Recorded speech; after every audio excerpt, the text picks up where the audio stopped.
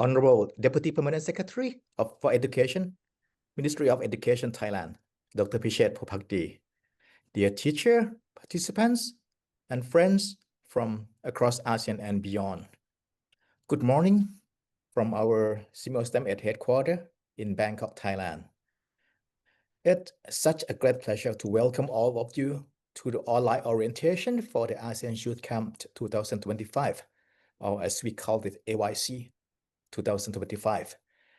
Thank you for being here today, wherever you are joining from, whether you are in Brunei Darussalam, Cambodia, Indonesia, Laos PDR, Malaysia, Myanmar, the Philippines, Singapore, Thailand, Timor-Leste, Vietnam, or across China, Japan, and Korea. It's amazing to have so many countries represented here today. Well, AYC 2025 is all about bringing together bright young minds to explore how we can use artificial intelligence to tackle environmental challenges.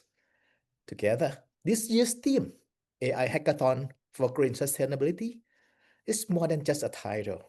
It's a call for action. As you already know, the event will be held from 17 to 20 June, just outside Bangkok at the National Science Museum in Pathum Thani. But what we are doing today and tomorrow, the orientation, is just as important. These 2 days are designed to give you a solid foundation. Before we dive into the camp itself, you'll get to know the tools, the people, some of the key ideas that will help you during the workshop and the hackathon. AYC 2025 is co-organized by the Ministry of Education Thailand in collaboration with SEAN and with support from the ASEAN and many partners who care deeply about youth, innovation, and sustainability.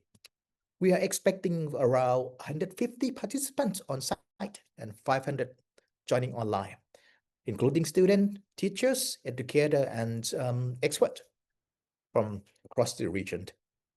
The camp is packed with exciting activities. We have student visit, hand-on experience for AI learning, and of course, the main event, the hackathon, where national teams will work together to create and pitch real AI solution for green sustainability. Yes, there will be a competition with awards and recognition at the end. But more importantly, it's about what you will learn, the friendships you will develop, and the idea you will share. And while the students are diving into AI and sustainability, the teachers who are joining us will also be actively involved. That a regional STEM education workshop happened at the same time with the theme of empowering educators for future-ready STEM education. It's a space for teachers to exchange ideas, sharing good practice, and discuss about how we can all support students better in STEM learning across Southeast Asia. And there will also be a global citizenship workshop for teachers, because it's not just teaching science, technology, engineering, mathematics. It's also about helping young people grow into global citizens who care about others, understand the world, and want to make a positive impact. Can I have the next slide? Okay, as we gather today, in the spirit of collaboration and shared learning, I also like to take a moment to extend our warmest wish to all participants who are celebrating Eid al-Adha. Eid al-Adha, it's a time of reflection, generosity, and compassion. It commemorates the value of sacrifice, devotions, and community. Principles that resonate deeply with our work in education and collaboration. On behalf of the organizing team, I wish you and your loved one peace, happiness, and blessing on this special day, Eid Mubarak. So whether you are a student ready to innovate or teacher ready to inspire, you're in the right place. We hope this camp become a meaningful experience to you, and that it spark ideas and friendships that last far beyond these few days Let's make the most of our time together, ask questions, be curious, work as a team, and enjoy the process. This is your chance to show the region what you can do with giving the tools and the opportunities. Welcome again to AYC 2025. Thank you. Thank you very much, Dr. Chris, for the inspiring message. At this moment, it is our great honor to hear the opening remarks from a leading representative of Thailand's Ministry of Education. Please join me in welcoming Dr. Pishet Popakdi, Deputy Permanent Secretary for Education from the Ministry of Education Thailand. Sir, the floor is yours.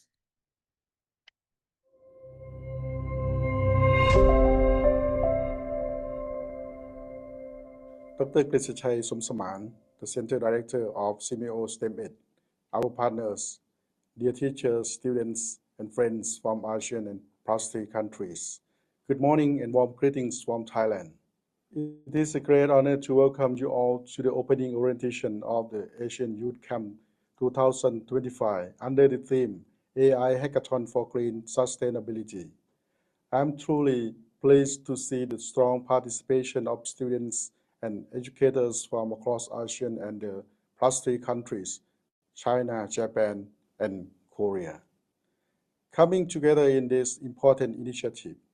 Under the leadership of Police General Perpun Chitchap, the Minister of Education of Thailand, we are promoting happy learning, education that is inclusive, flexible, and accessible anywhere, anytime. This can bring those goals to life. As chair of the ASEAN education sector for 2024 to 2025, Thailand is committed to advancing education in the digital era, equipping learners with essential technology skills and fostering environmental and cultural awareness. With support from CMO STEM Ed, the ASEAN Secretariat, and other value partners, this camp links emerging technologies with global challenges, especially climate change and sustainability. The ASEAN Youth Camp 2025 aims to first, empower youth to apply AI and digital tools for clean innovation. Second, build a cross-border collaboration and a strong ASEAN identity. Third, inspire creative, compassionate leaders for a sustainable future. Following today's orientation, the on-site camp in Pathum Thani will include expert lectures, AI training, and a real hackathon. This is a valuable opportunity to learn, share ideas, form friendships, and join a growing network of future innovators. In closing, I sincerely thank all partners, mentors, facilitators, teachers, and especially the students. I wish you all a meaningful and memorable experience at the ASEAN Youth Camp 2025. Let us join hands and walk together toward a greener, smarter, and more connected ASEAN. See you in Thailand soon. Thank you.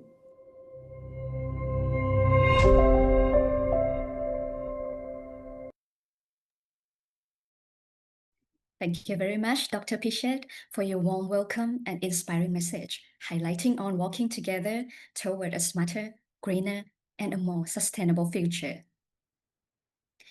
Before we move on to the next session, we would like to invite all of you to join us for a quick group photo session. We'll be taking about 5 to 6 shots in total. So please keep your big smiles and stay with us for just a few seconds in every shot. I'll give you a cue each time, okay? I'd like every one of you to turn on your cameras so that our team can capture all of you.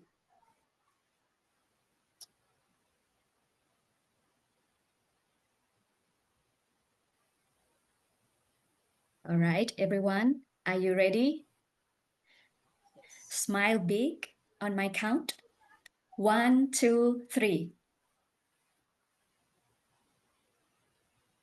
Okay, that's the first chart. Have you all turned on your cameras?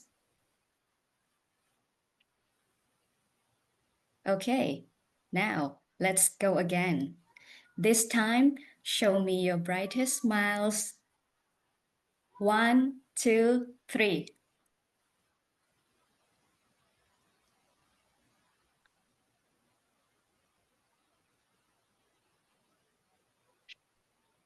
Okay, one more shot.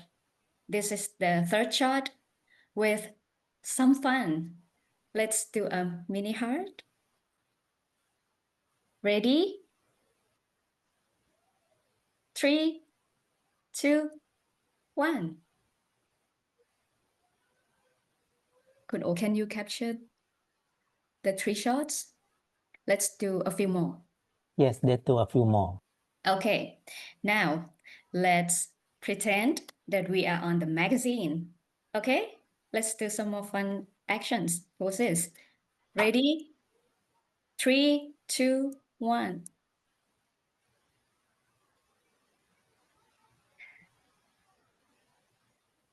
Okay, another shot. Let us say AYC. 3, 2, 1, click.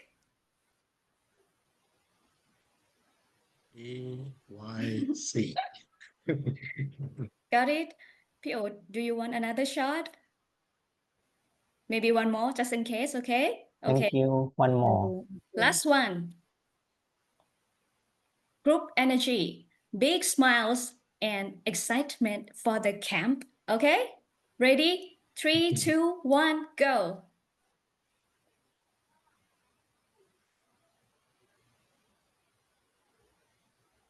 Got it? Got it. Thank you so much. Thank you Wonderful, so much. You're everyone. welcome. Now, to help us better understand the goals and activities of the AYC 2025, I would like to call upon Dr. Krisashai once again to provide us with an overview of the camp. Next slide, please. Dr. Krisashai, the floor is yours. Thank you so much, Kunan, our lovely MC. Well, please have my slide. The next slide. All right. Well, once again, welcome all of you to the AYC online orientation sessions. Before you get to the actual workshop on 17 to 20, which it's just a few days that we are going to meet together in Bangkok, Thailand, and to join to experience one of the very exciting event. So let me explain you about the components of the camp that you will experience. So there would be 3 types of activity, or I call 3 components.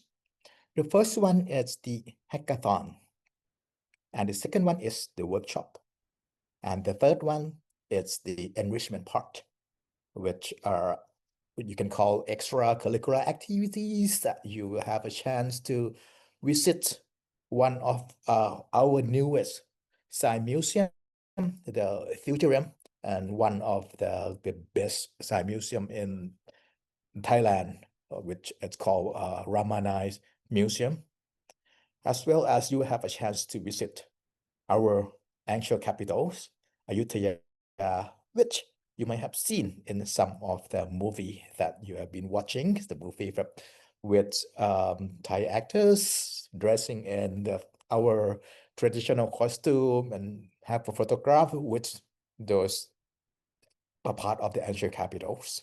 So those are the enrichment that you will have a chance to visit and also you will conduct sharing the cultural performance with other students as well. So in each group, in each country, please prepare for the cultural performance, which we will have a chance to show to the others students, to the other participants, and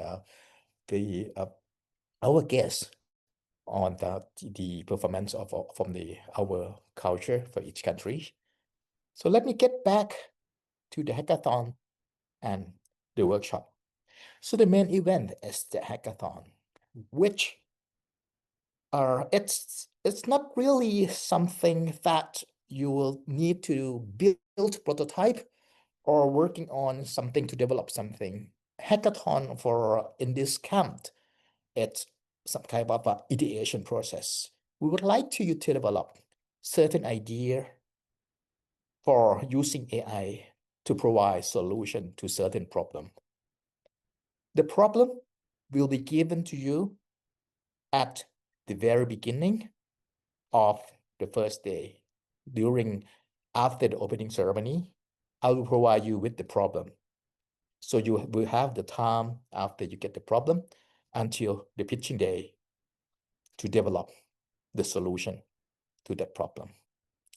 The hackathon will be conducted in your original team. You will group in your original team from each country to provide the solution and the pitching.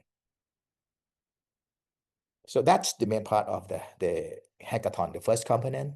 The second component is the workshop, which we would like you to have the hands-on experience to develop, to utilize AI platform, to develop solutions to control the robot. So for the workshop, we will provide you with the AI platform, which is called Zero Core, in which you will be learning in the following sessions of how to utilize those platforms to which is quite very easy to use, but it's strong enough. It has been used in the industry in many countries, but it's very simple to learn.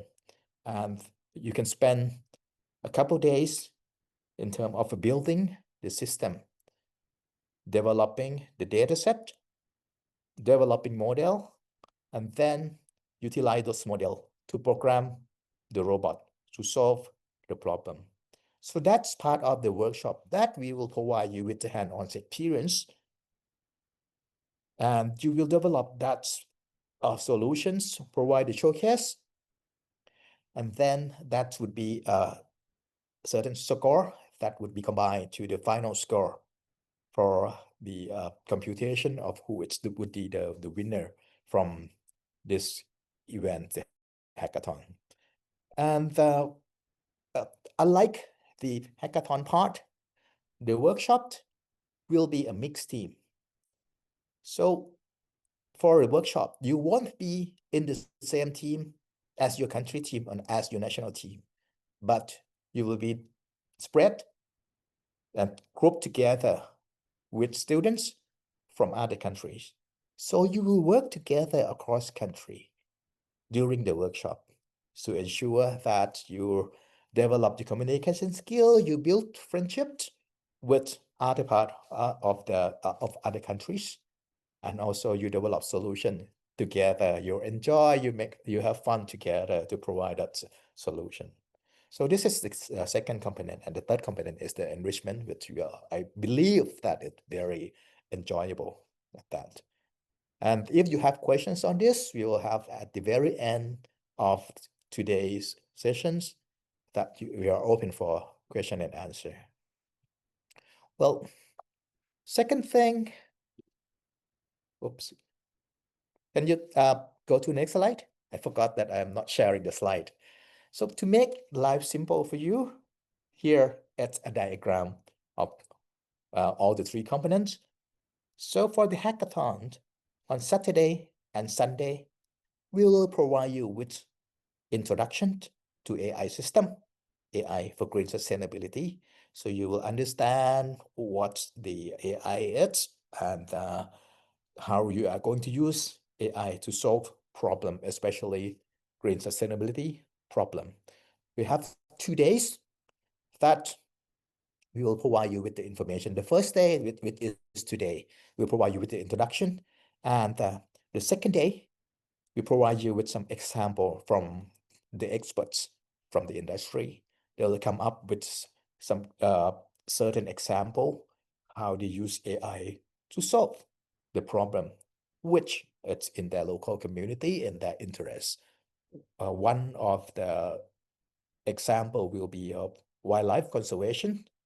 And another example, I'm not sure whether this, but I think he will come up with the smart cities example. So you can see from the example, see clearly and the practical application of AI for existing problem and how AI could help to provide solution to that problem, how you use data, how you obtain data, how you develop model, and also how you utilize the function of the AI to help accommodate those problems. So this in this 2 day, you will learn the theory and the example of what has happened, what you can use to develop your solution for the hackathon.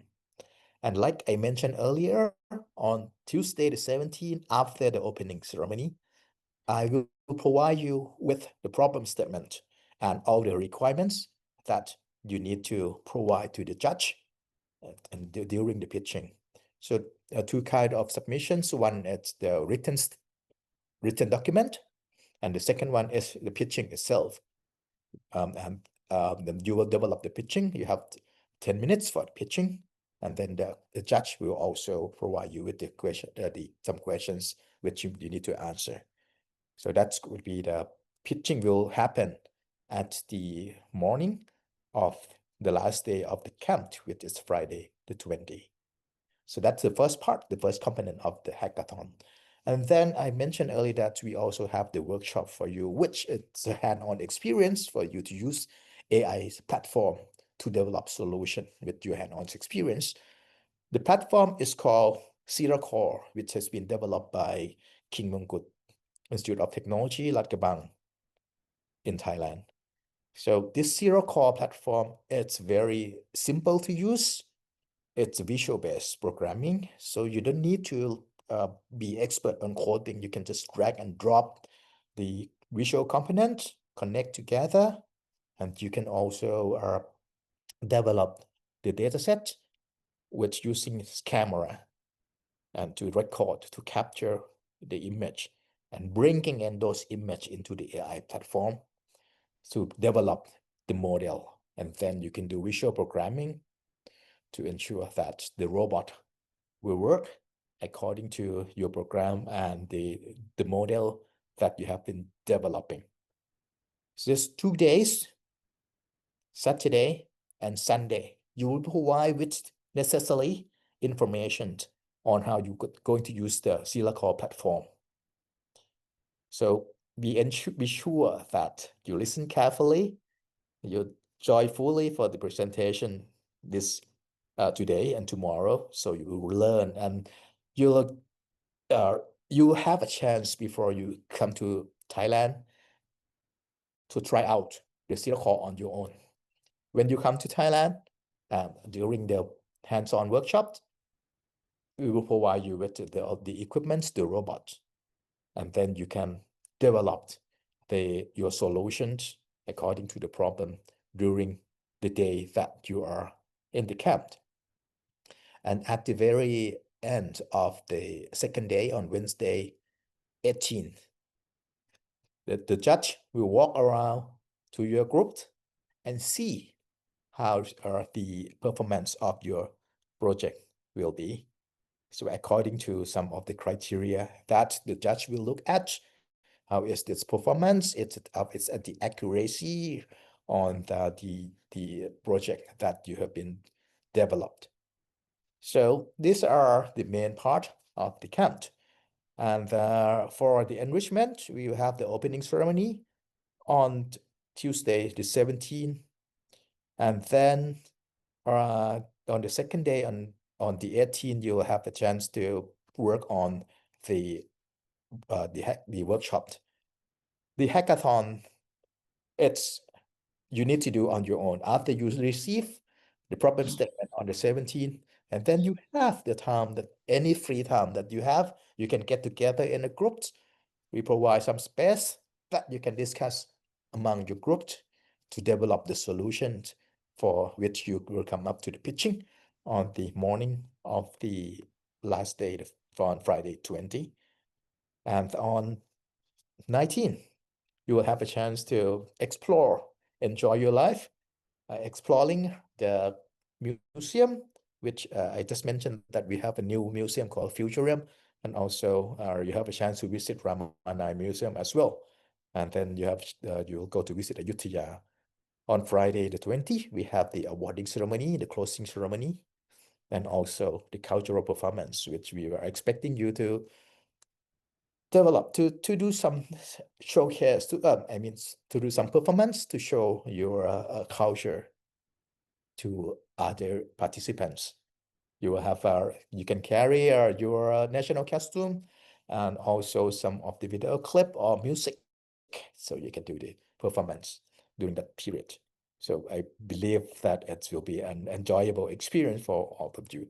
And these are for student. For teacher, it is also a similar sequence. Can I have my next slide? So for teacher, mostly it's similar to the student, except that tomorrow you also have a separate teacher orientation when the student is working on listen to the lecture on Zero Core. We will bring teacher together and discuss about what you need to prepare for the orientation. And then on Tuesday, you have the global citizenship workshops where the student is doing the Zero Core. And then on Wednesday, you also have the regional workshop for STEM educators, which while the student is doing the Zero Core, and we will have your looking at the student project afterward. All right, so that's most of the part of the workshop that we are going to have, the camp that we are going to have. So the way that we will develop the final score for the total competition, the score, we have the score from the workshops as well for building the AI solution for the robot, and we'll also have the score from the hackathon. Those score will be combined together. My next slide, please. But we also have extra credit for everyone who is joining our online orientation today. You will receive in your email a survey. So if you respond to the survey which you receive, you will get 1 credit to collect and to use with the final score to combine to final score. So if each one in your team has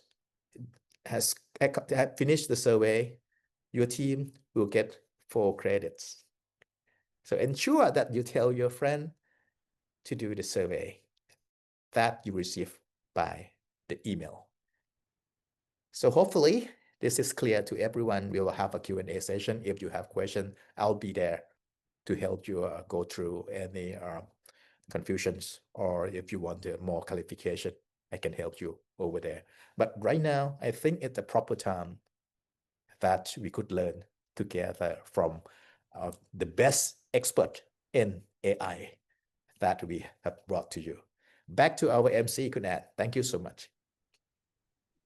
Thank you so much, Dr. Chris. It's going to be an unforgettable journey. So, are you ready for the competition and pitching? We can't wait to see you all at the camp. Now, let's dive into the heart of today's topic on artificial intelligence for green sustainability. We are honored to welcome our next speaker, Dr. Nisha Talagala, the founder of the AI Club. Dr. Nisha is a world-renowned computer scientist and an expert in artificial intelligence and machine learning. After receiving her PhD in computer science from UB Berkeley, she founded an AI startup that helped the banks and other large corporations build an AI-supported system. Her current organization, the AI Club, was born to make AI accessible to kids and individuals worldwide.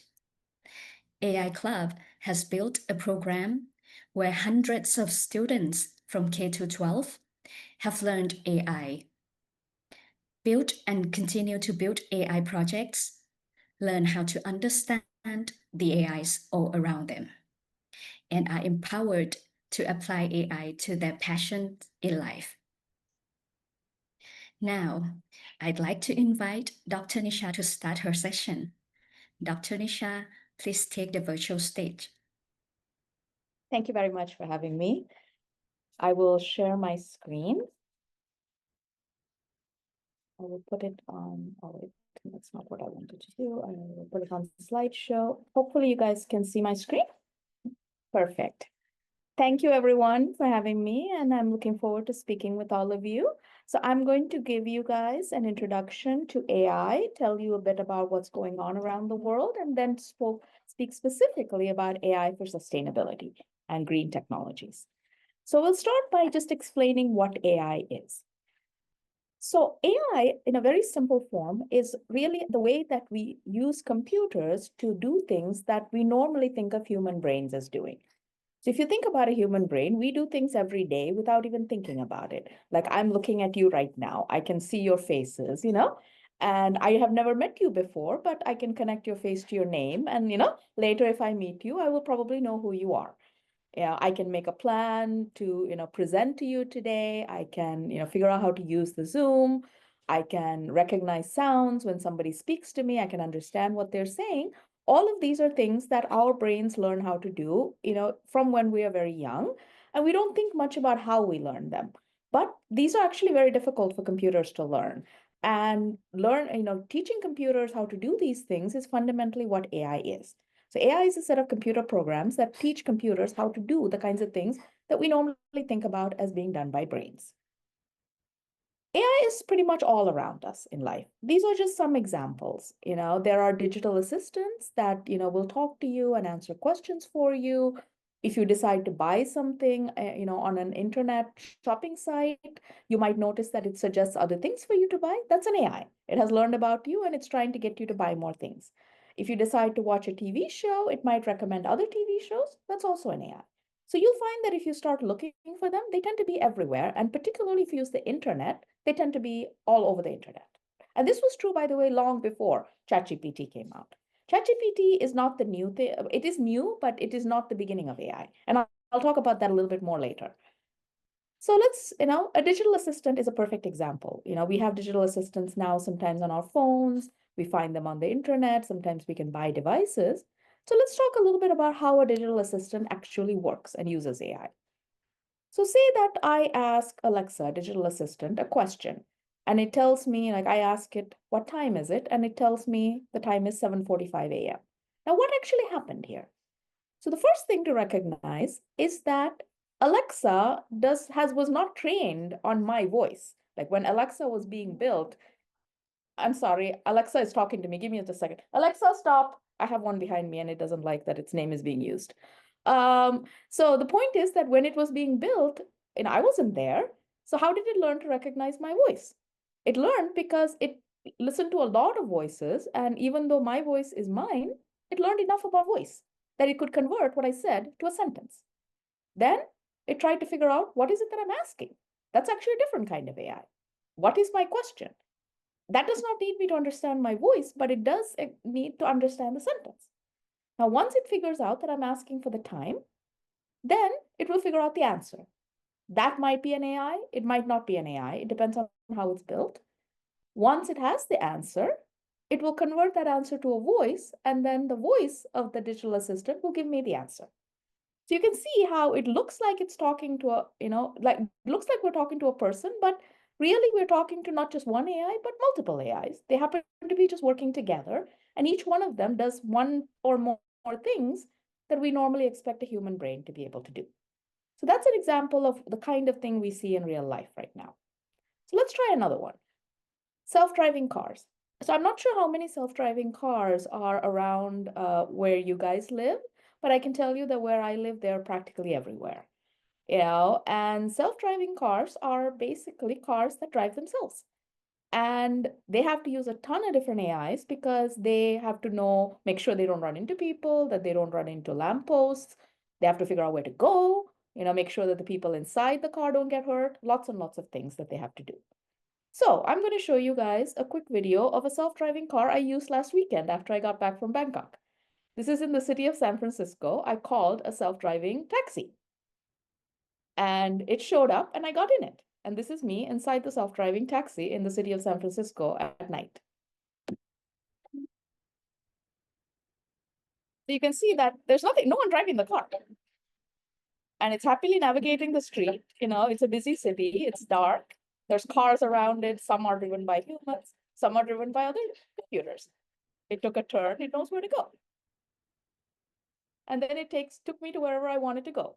So this is a perfect example of a very sophisticated AI that is now being approved to be used on streets around people and dogs and all sorts of things. Now, how does it know what it's doing? Turns out that it has a mechanism by which it sees, and it shows you a little bit of what it sees. And so while it's driving, you can actually see its view of what it sees. So this is what it sees in the world. So I'm going to just pause it for a second. See, it sees people. It knows where it's going. It sees objects around it, right? It sees traffic signs. And then it processes everything it sees. It decides what to do about it. You can see that as people go by, it sees them. As cars go by, it sees them. That is a type of AI. It's called object detection. And it is very heavily used in this kind of self-driving cars. So that's an example. Those are two examples of AIs that are around us today. And you can see that they use lots of different types of methods. And sometimes they use video data, sometimes they use images, sometimes sound, sometimes text. All of them are good, but at the same time, all of these are things that we normally think of as a human brain being able to do. So that's a simple example of what kinds of things constitute an AI. And what you should really realize from this is that there are lots and lots of different things that call themselves AI, and they're all AI, but they're not always the same thing. And sometimes you use more than one of them. So AI is the next wave. It is changing pretty much every industry in the world. It is changing the way that every job is being done. And countries of all sizes are racing to get an edge. So countries know that if their citizenry does not learn how to do AI, does not know how to use AI to solve problems, then the country will be behind.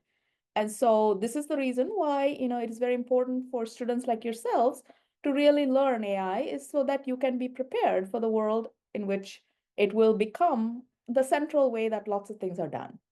And this is also why it's very important to learn how to use it to solve problems, most specifically. So what are we going to cover today? So right now, all I did was tell you what AI is and, kind of some examples of how it works. I'm going to tell you how an AI actually works inside, some of the differences between AI and robotics, where generative AI actually came from, and then how do we use AI for sustainable solutions to help our planet. So first of all, we talked about the term artificial intelligence. Artificial intelligence is the term that is given to any computer program where computers do something that you would normally think of the human brain doing. So pretty much anything like that falls into it. Examples are learning language, learning how to see images, figuring out when something is weird or unusual, like credit card fraud, and so forth. It's often used to make decisions, like whether something is good, something is bad. Inside AI, there is a term called machine learning. And you might encounter this term when you learn a bit more about AI. Machine learning is a set of computer program types that are essentially helping machines learn from data. And there are several kinds of, machine learning. There's, something called supervised, unsupervised, reinforcement, because just like humans learn in a lot of different ways, computer programs also learn in a lot of different ways. And so the way that they learn can often define the type of machine learning that it is. Inside machine learning, further, there's another method called deep learning. Now, deep learning, depending on who you ask, some might even say is even bigger than machine learning, but it doesn't necessarily matter whether you think one is bigger than the other. The important thing about deep learning is that it uses a very special type of AI called a neural network.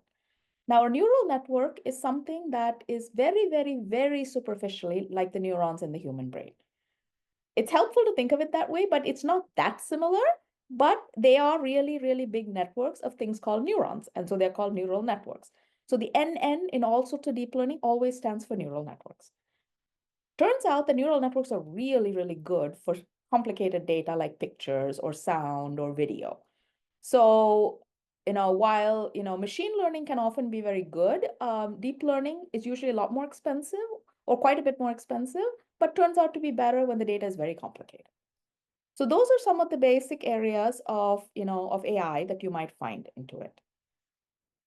Now, AI, one of the important things you want to remember about AI is that AI relies on data. So computers learn, and computers learn from data. Now, data can be practically anything, but a very simple way to think about data is as a table. So here, for example, is a table. It has 3 rows and 4 columns in it. In this case, we're trying to figure out if somebody is an adult or a child. And we know the number of countries they've visited, the number of years they've spent in school, and their height. And for 3 students, we know this, and we know whether they're a child or an adult. That's an example of data, a very, very, very simple example. Common real life examples are huge. They might have thousands of columns, millions of rows, because they are describing very, very complicated concepts. And a label is when we know the answer to the question and we're trying to teach the AI the relationship between the data and the answer. Sometimes we don't have labels, but often we do. So a label could be something like, in this case, an adult or a child. Now, what do we do with all this data? We use the data to build something called a model. A model is the AI's brain. And so what happens is when you feed the data to an AI, it churns on the data, churns, and builds a brain. That brain is called a model. Now, we keep our brains in our heads. Where does AI keep its brain? AI keeps a brain in a file. So just like a file where you might store your, history, report or your homework or something, it's a file. And the file is full of numbers. The smallest AIs might have as many as only 2 or 3 numbers. The biggest AIs in the world have trillions of numbers in them. And so some of these, they may be a file, but they're really, really big files. And so models like ChatGPT, for example, we are looking at hundreds of billions of numbers at the minimum. And the largest models that have been built in the world today have trillions of numbers, but they are files and they are brains. So AIs take data, they process the data, figure out everything that they can learn about the patterns, the relationships, anything they can figure out, put it all in a set of numbers called the brain. Okay, so here's an example. Supposing that I wanted to learn what people say when they're happy or sad. So here's some data. You can see that these are sentences. They were actually written by students your age of things that they sometimes say when they're happy or sad. Now, the AI will learn all these sentences and try to figure out what words do people use when they're sad? Do they use expressions? Do they say specific things? And it will feed all of that into a model or its brain. Then the next time, what will happen is that when it is fed a new sentence, it will use its brain and try to figure out if that sentence means happy or sad. So using the brain, you can make decisions about the future. You can, find out if something is, happy or sad, if someone is an adult or a child. You can figure out from the patterns that you learn from the data, you can answer new questions. So this is the central cycle that you should really know about AI. Data is used to train or to learn. Training and learning are the same thing. Once you do that, out comes a model. The model is the brain. Once you have the model, you can give it new data or new questions that you don't know the answers to, and it will give you answers based on what it has learned in the past. So this is the process. And so if you think about solving a problem with AI, it's really important to think about this process. What is the data? Where did I get it? Is it the right data for my problem? What kind of AI should I use to learn this data? Will it be the right type of AI to create a good model that can answer the question? So that means that you have to think about what are the questions you want to answer to solve your problem. Now, and any type of AI that I talked about goes into this. It's also important to realize that the AI is honestly only as good as the data. The data, unlike our brains, one of the biggest differences between humans and AI is that our brains learn from everything, right? They have been learning from the moment we were born. They learn from the first doctor who met us. They learn from our parents. They learn from our aunts. They learn from our friends, our siblings, our parents, our teachers. So it's not that they learn from one thing. So because of that, all of us have very complicated opinions that are formed from a lifetime of learning from all sorts of things.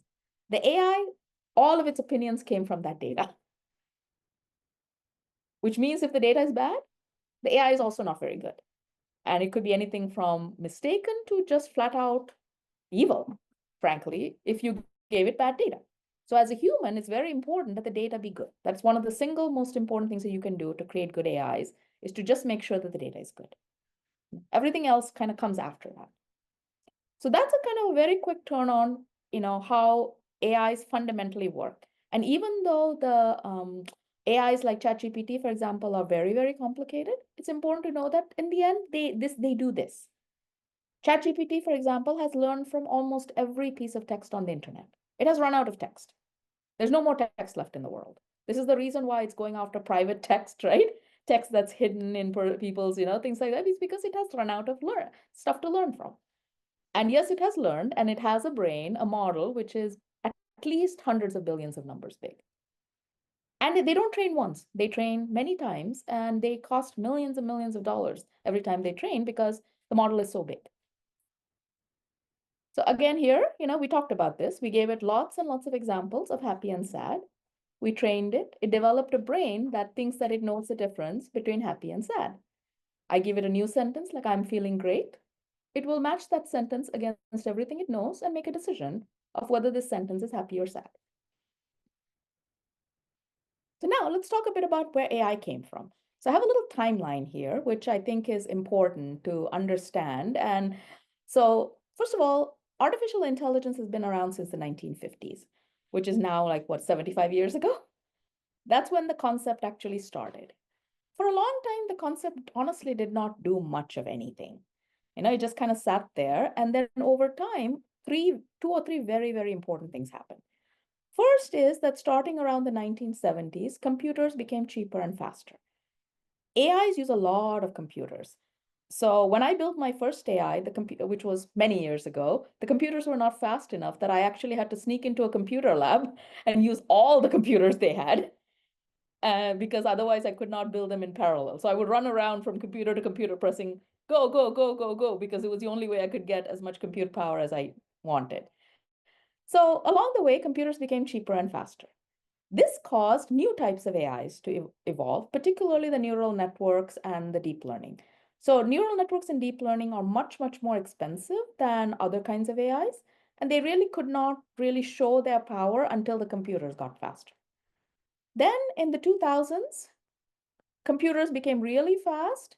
The data became really easy to store. And neural networks also, by the way, feed on tons of data. The more data they have, the better they become.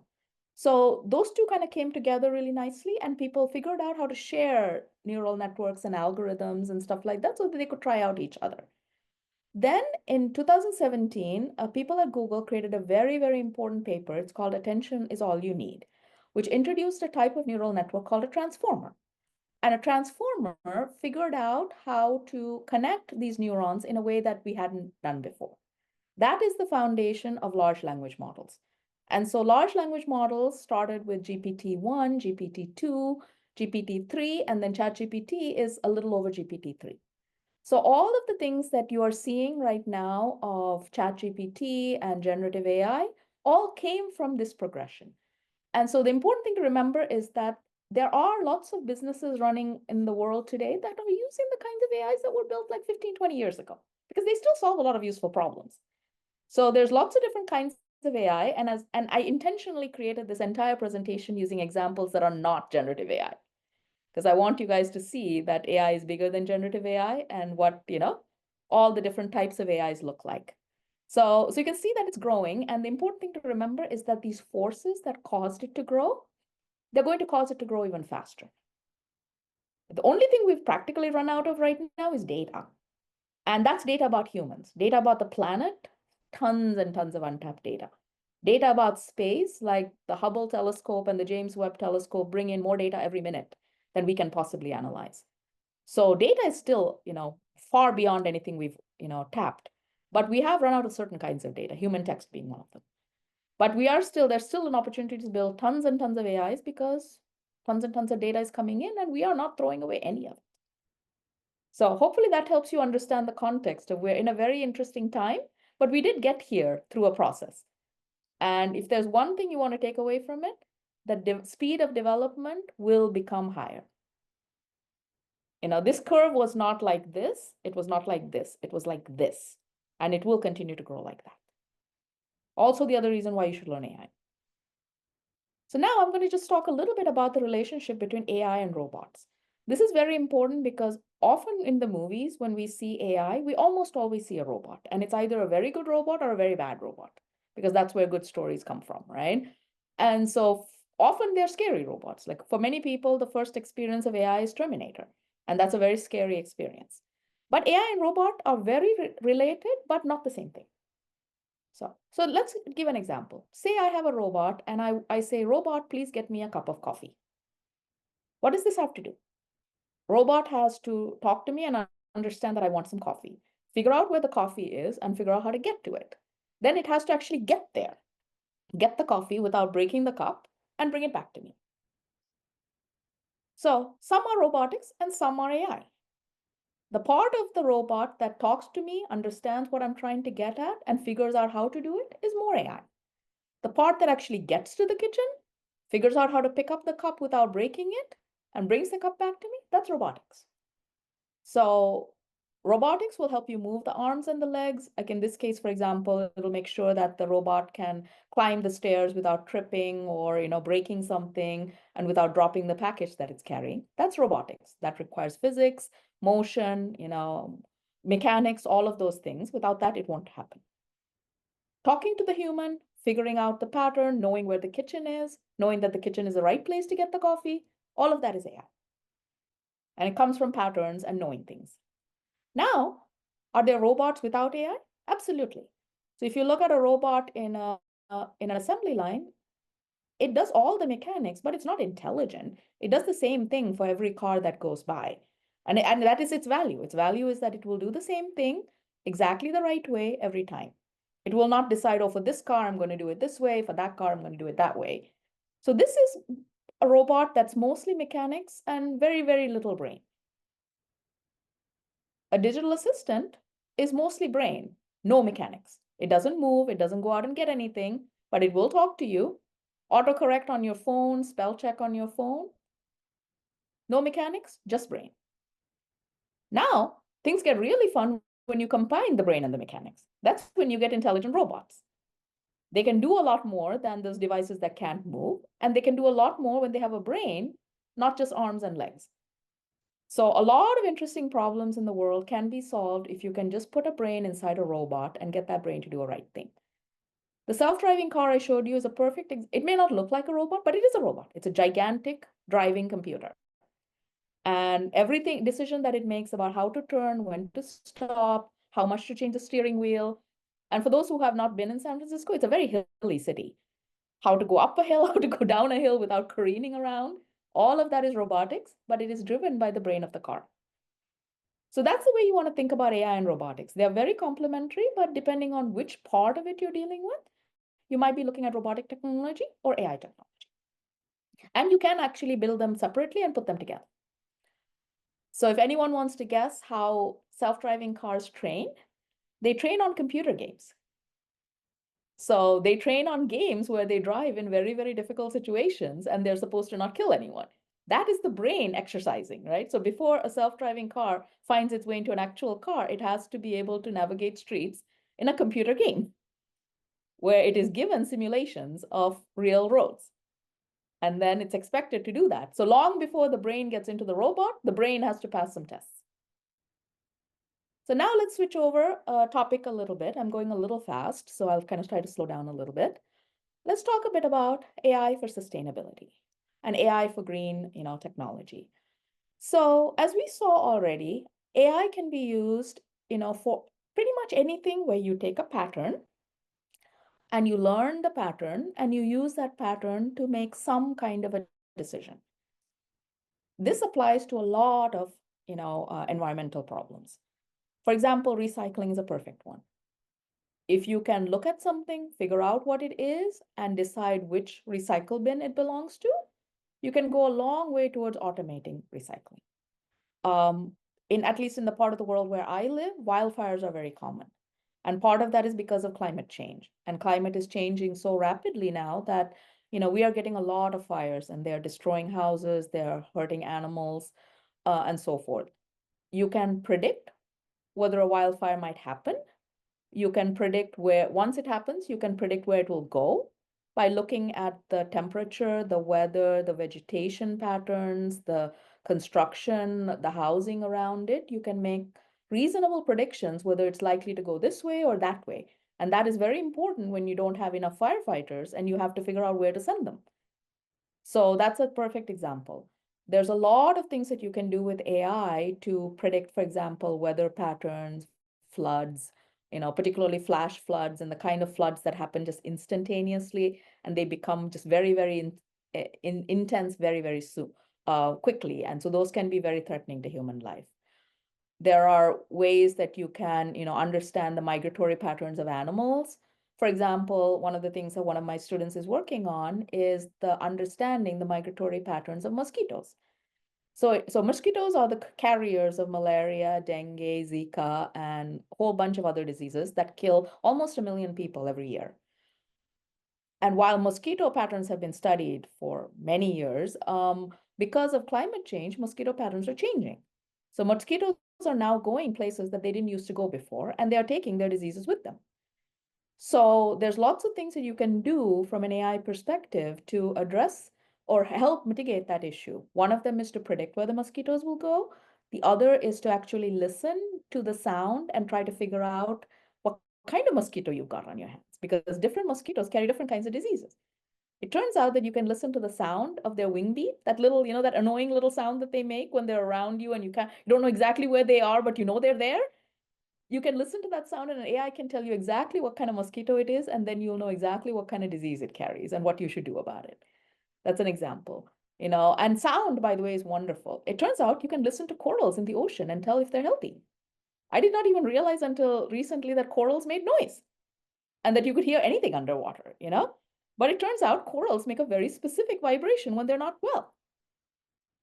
So there's so many different things that when you realize that the earth sends us signals when it's not happy.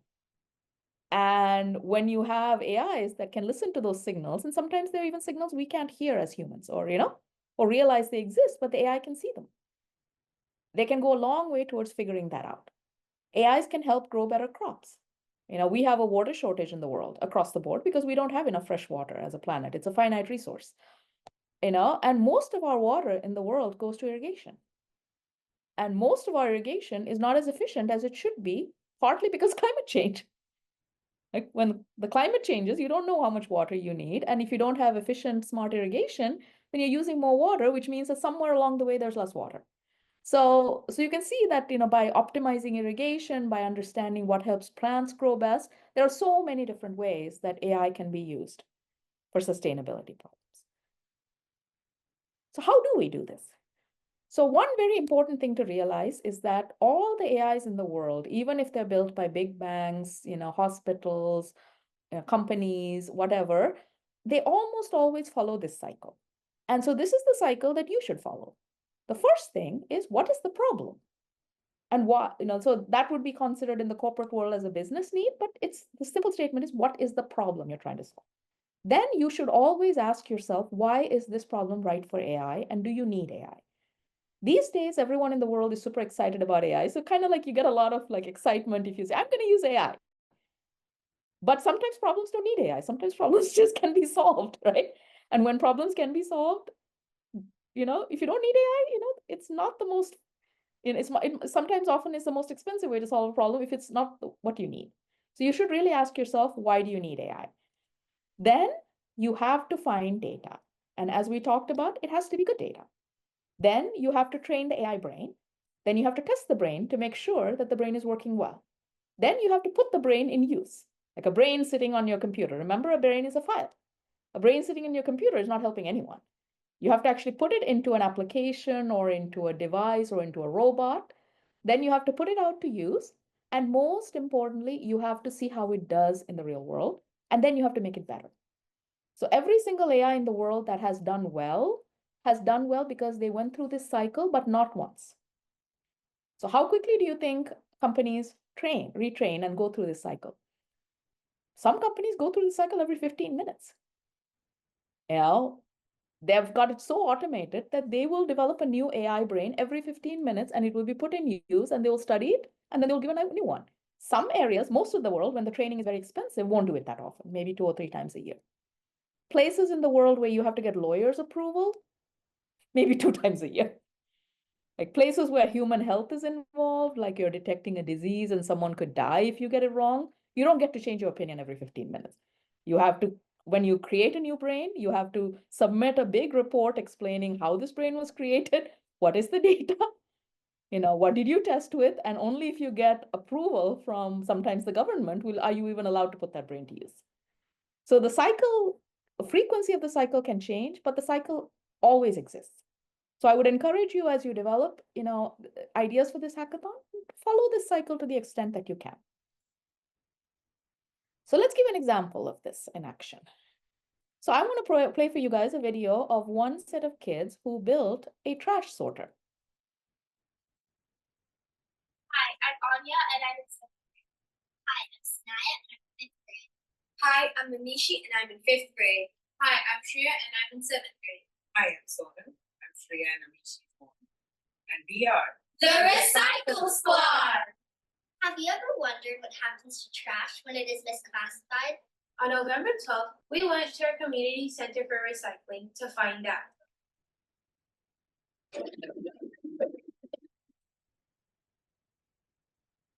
With like our recycling, some people will sort or will throw some things in there that aren't supposed to be recycled, and those will be taken out. A couple of items which you guys wish people would put on. Oh, in my experience, it's definitely plastic bags. So it's like plastic bags or any flimsy plastic. There would be like plastic wrap, like for food and stuff, or just like packaging from things that you buy. Those often end up in our recycling, and it would help us a lot more if we didn't get it in there and that it would just go into the garbage, because they often get stuck in a lot of our machines. A battery was once sorted in recycling, which caused a fire in the facility. Recology was closed down for over 4 months. We decided to invent a solution to this recycle contamination problem. Here is how it works. When someone tries to throw away flimsy plastic into a recycling bin, our smart waste sorter triggers a buzzer alerting them. This is a motion sensor that detects when someone tries to throw trash and triggers the camera to take a picture. The picture captured by the camera is sent to the AI service that processes it and sends a response telling us if this piece of garbage belongs to recycle. We created our AI service on a tool called Napkin. This is a free tool you can find on AIClub.world. We uploaded 500 sample images of garbage that we all collected with cameras on our phone and some from Google as well, and use that to train a deep neural network that can classify images containing different types of garbage. A sample image captured by the camera looks like this, which then goes to the AI service, and then that makes a prediction of what type of garbage this is. In this case, you can see that it predicted it to be a battery. In this case, you can see that it predicted it to be flimsy plastic. In the future, we plan to extend our invention to include several categories of trash. It will then be able to suggest what bin the trash belongs to and make it easier for communities to process their trash properly. So that's an example, right? And you can see kind of like how the cycle was, so you can see kind of how this process was used. They figured out their problem. They went to the recycle center and tried to understand why it closed down for 4 months. They figured out why, that it turns out that people put things in the wrong bins. Then in their case, they decided to gather their own data. They trained an AI and they happened to connect it to a piece of hardware that they built. Now let's talk a bit about this part. Why is this problem right for AI? And then how do we get the data? I think, hopefully you'll be able to replicate the idea of finding a problem. And I don't know if you guys will have time to do this, but I hope you do. But we'll focus a bit about why is this problem right for AI and where do we get the data? So the first thing is, why is this problem right for AI? When you can solve a problem without AI, it's often the better way. AIs are expensive, they're complicated, and sometimes they make mistakes. So before you use an AI, really think about why you need it. Some quick ways that you can check. If you can figure out a rule that will answer your question, it's usually better than AI. But when the data is complicated, the answer is usually no. Can you find a rule? So here's a perfect example from the recycle world. Here's a picture of a paper cup. Here's a picture of a battery. I look at them and in my eyes, I know instantly that this is recyclable and this is not. But what is the rule that I used? How did my brain figure that out? I can't go with the color of it. I could have blue cups, right? I can't necessarily go with the shape. This could have been a cup just laid over. I can't really, I mean, so there's some subtleties. I know, I can't quite put my finger on the steps that my brain did to realize instantly that this was a battery and this was a cup. So this is a perfect example of AI. It's clearly doable. There's clearly a pattern in here, but I cannot write down rules for it. So that's a simple question you should ask yourself. If you can write down rules, maybe not an AI problem. If your brain can do it, but you cannot write down a rule, probably an AI problem. So that's just a simple test that you can see. So now let's talk about looking for data. Where are we going to get data? Now, in many cases, you can actually make up your own data. I don't mean make up as in manufacture. I mean, you can gather your own data. So in the example that I showed you, the students gathered their own data. They just went around looking in their house for things. They took pictures with their phones. So for a lot of things that are environmental, like recycling, it's a really good way to gather data. You can also search the internet. One thing to always remember is whenever you are looking at data, ask where it came from. If you can figure out where the data came from, it's more believable because you know the internet. There's lots and lots of garbage on the internet. Some of it is outright lies. And AIs will learn anything you tell them, which means if you give it lies, it will learn lies. So it is your responsibility to make sure your data is good. And one of the best ways is to ask yourself questions. Where did this data come from? Who created it? Did they know what they were doing? And if you create your own data, then you at least know what you're doing, right? These are some websites to look at. There's a website called Kaggle. All of these are free, by the way. There's a website called Kaggle. It has a lot of data. It's mixed quality, so be careful. Lots of stuff. Some of it is really good. Some of it is kind of not so good. In the US government, the NASA, the Centers for Disease Control, and so forth, government websites from any country are likely to have a lot of data about their, specific environment. So you might want to look for those. Now I'm going to take a I'm going to show you how to look at data on Kaggle. So the first thing is I went to kaggle.com, okay? And you can get an account, by the way. They're free accounts. They tend to be a little chatty, so just, say no if they want to send you emails. But you can just sign up as a free account, use your Google, whatever. So you go in there, there's a tab here called datasets. So I go in and I am going to look for datasets, and I'm going to look for datasets on recycling. So look, there's 120 datasets on Kaggle about recycling. Okay, and I am going to look at this one called the garbage dataset. Actually, no, the garbage classification dataset. This is better. So what do we got here? We have 12 different kinds of garbage. So now what are we looking at here? And you can take a look at the Data Explorer. You can see that it has given you pictures of 12 different kinds of garbage: batteries, biological waste, brown glass, cardboard, clothes, all sorts of stuff. Now what's in here? Go to battery, see pictures and pictures of batteries. Then if we go to, say, cardboard, pictures and pictures of cardboard. So here's the data set. How do I get it? I click the download button, and keep in mind, by the way, that this data set is really big. And so if you decide to use Kaggle, just a few quick things to check. This is the usability score. It goes from 0 to 10. The higher it is, the better. Usually the usability score is high because it's easy to use, it's clean, it's not messy, and there's a really nice description of it. So, and then it also describes where it got it. This is very important because one of the quickest ways to figure out if something is any good is to figure out where it came from. So you can make your own decision. You can look at the data, see if it is interesting for whatever problem you're trying to solve. You probably won't use it, but there's a lot of code in there, discussions, questions, whatnot. So you can search for it and you can see what you can find. So that's a simple example of how you can get data. Now, if I can figure out how to go to my slide deck back again. And then, other places are very similar. Just look at the data, figure out what's going on. So I'm close to the end of my presentation, so I want to bring up a few things that you should also think about. So you should always think about whether this solution is better for humans and whether it's fair to all people. It may solve a problem, but does it create any other problems along the way? Because ideally you want something that solves problems and doesn't create new problems. Are there any ethical implications? Does it offend anybody? Does it violate anyone's privacy? Did you take someone's data without asking? Is it unfair to some people? So the single most important thing to remember is that you as the human are ultimately responsible for what you create. And AIs can do almost anything. That does not mean AI should do everything. And so trust yourself, trust your instincts. If it feels wrong to you, there's probably something you should look into about what's wrong. So if it doesn't feel right to you, it doesn't matter how advanced it is, trust your instincts and do the right thing. Because one thing I can say is that AI is in a very, very early stage of development, but history has told us that we as humans, all the trouble we create with technology did not come from the technology. They came from the human.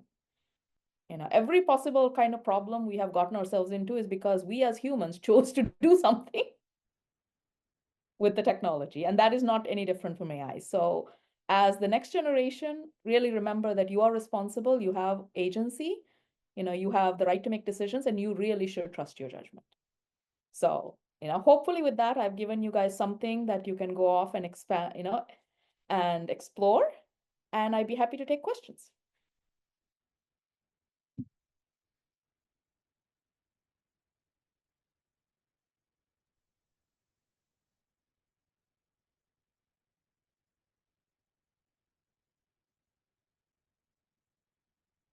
Okay, I think we have a question in the chat box. Okay. The question is, what happens if AI make a wrong decision? Who is responsible? Very, very good question. So first of all, this is something that people have not fully answered. And it's a very important question. So there's a couple of dimensions of it. The first thing to know about AI is that it does not know when it's wrong. It sometimes knows that it does not have good confidence. So there are some types of AIs that will tell you that its confidence in the answer is 90%. Sometimes it'll tell you it's 40. So that's its first clue that it might not know, but it will always answer and it doesn't know when it's wrong. People don't know who to blame. There are laws that are coming out that are saying that if you knowingly or irresponsibly created something, then yes, actions can be taken against you. But we are in the very early stages of figuring out how to blame people. And people ultimately, you cannot blame a computer. You can shut down a computer. You cannot blame a computer. So therefore, you have to find a human. And no, we don't know exactly how to blame the human yet. Yeah. So hold on, there's actually a few questions. I'm gonna take them in order. Okay, can students, where can we find safe and useful data for AI projects? So you can look, pretty much generally, if you go to any government website or scientific website, their data tends to be very responsible. The other thing to also check is often really good data, someone has written a report about the data, and often that report is published.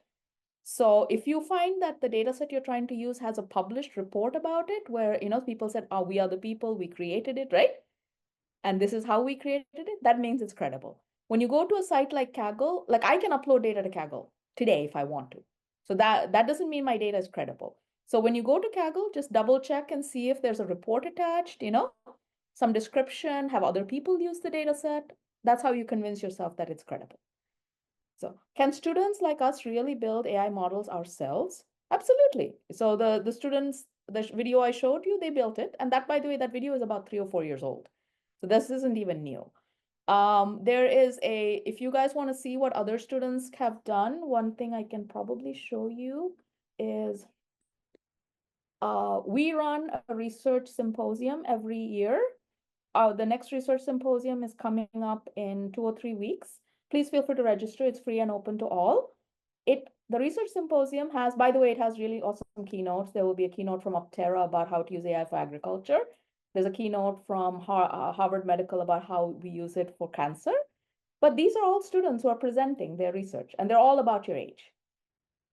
And this is our 4th research symposium. And so you can also scroll down and see work that other students have done. Actually, no, this is our 5th. So there's previous symposia that you can, see presentations from students. Might be a good place for you to get ideas of what of things that you can do. And there's also previous keynotes that might be fun. So that's, yeah. And then what do you need to start? You need to start with data. And then there are lots of tools out there on the internet that you can use to build AIs. You can even get ChatGPT to write code for you on how to build an AI. Please do try to pay attention to the code. It's almost always right, except when it's not. So that's the beauty of ChatGPT. It's correct every time except when it's wrong.